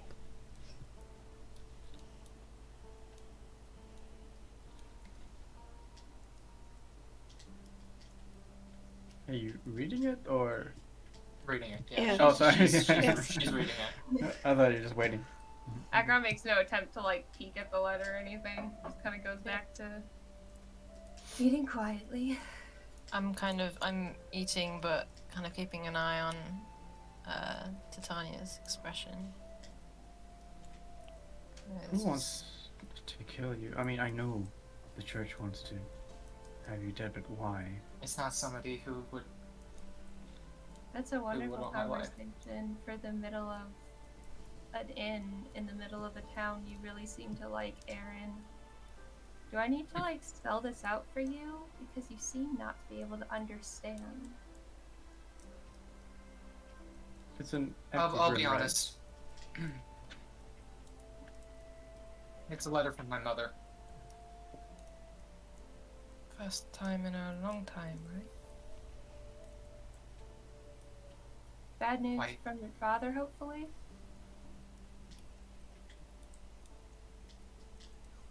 Just a plea to come home. She throws it out on the table so everybody else can read it if they want. All right. I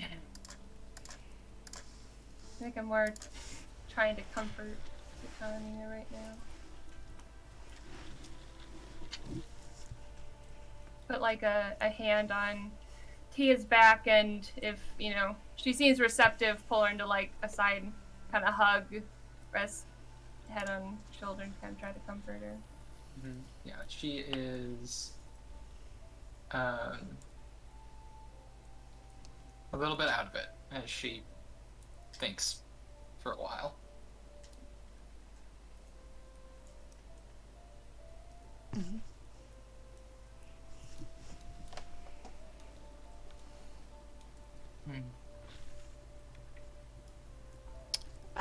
Aspen, when you scroll down, when you scroll down, you see the text. Yeah. Oh, thank you so much. Yeah, it's in normal font. I was like trying to read his special font. I was like, oh my god, what the hell? It's moving. It just kind of looks like a bunch of scribbles. Thank you so much. No worries. It's none of my business. I don't particularly mind if you tell me or you don't, but you seem to be exceptionally scared of a letter.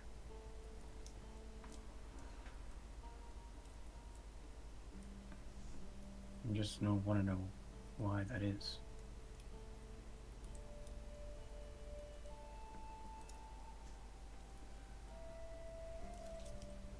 It's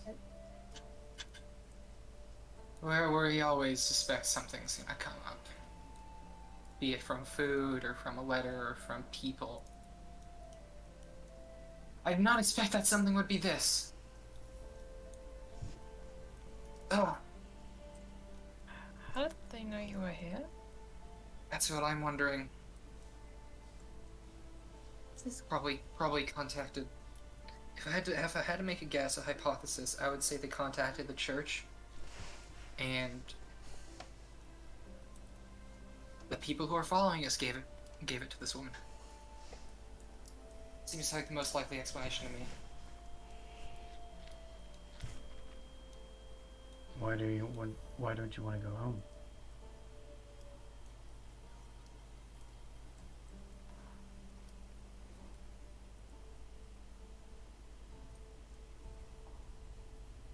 It's not.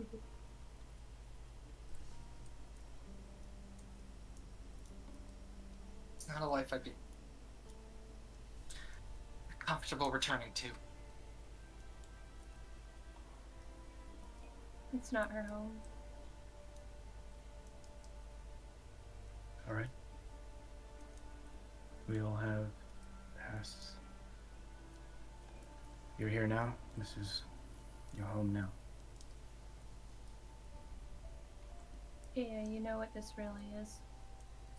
What this really means. That they got into her family. Oh, if they wanted my family, we would. Is this her handwriting? Do you remember it to be so? Yes. Is it Ophelia's handwriting? Yep, definitely. Okay. Yeah, The it letter is hers. The letter isn't the message. You know what the message is to you.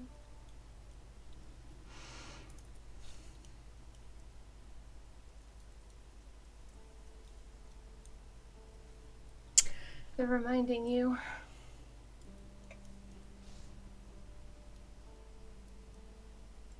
And with that sentiment, we're going to end tonight's episode of Ancients Returned. Yay! Intrigue. Whoop whoop! Why? What? You don't want to stop? No, as in like just why all the things. I mean, Oh. It's like a character who doesn't ask questions, but it's just like I want to know. I'm like, why did I choose this path? Oh, I know, same. I'm just sitting here like, I wanna. And I'm just like, got no, me, folks. That's what I'm here for. Yeah. it's all chill. I Someone's don't gotta need do to it. ask. It's a tough job. Someone's gotta do it. I always feel so bad because you guys are like asking questions and I'm like, no, stop. But internally, I'm like, yes, ask the question. Aaron will ask questions based on, ensuring that his life is not a danger. And he knows that he's in like way over, well, what has been discussed. So he's not exactly comfortable with the current situation.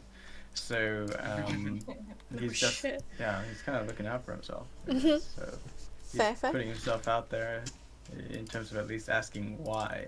Oh, should I read the letter out loud for those at home? Yeah. Read it Okay. aloud. So, this says, "To my beloved daughter, wherever it might find you. My dearest Tia, how could I possibly convey through words how much my heart aches for you? You are a constant presence of depression in my life. Oh, how I wish to hold you again, my sweet child. Every day when I hear somebody come riding into the state, I dare to hope it is you who is coming home to your family, and every time I'm so heartrendingly disappointed. I hope that you still read and write, darling. You are always so bright. I hope that you foster that light that exists within your mind and heart, wherever you may be. I also dearly hope that you are safe. I'm sure you've grown into an elegant young lady, and despite everything that has happened, I am proud of you. I pray every day that Rian protects you and keeps you safe. I know I wasn't perfect. I know we weren't perfect. I know that I wasn't around enough for you, and I'm so sorry for that. I know that we were hard on you, but we only wanted what was best for the family. Surely you can understand us. I do not ask for forgiveness, only for a path forward. Honey, can you please come home? Could I please see you again once more? My health is not what it used to be, and my biggest fear is not to embrace you at least once before I leave this world. There must be a way for this heartache to end, and we can all return to normal. Please, Tia, please come back to me. I love you. Yours truly,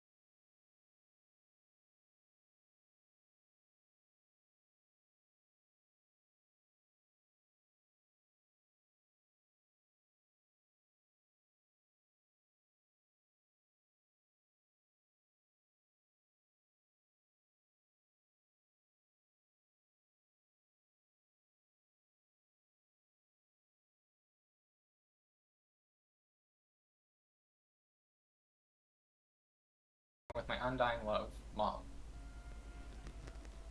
You really did me like that, huh?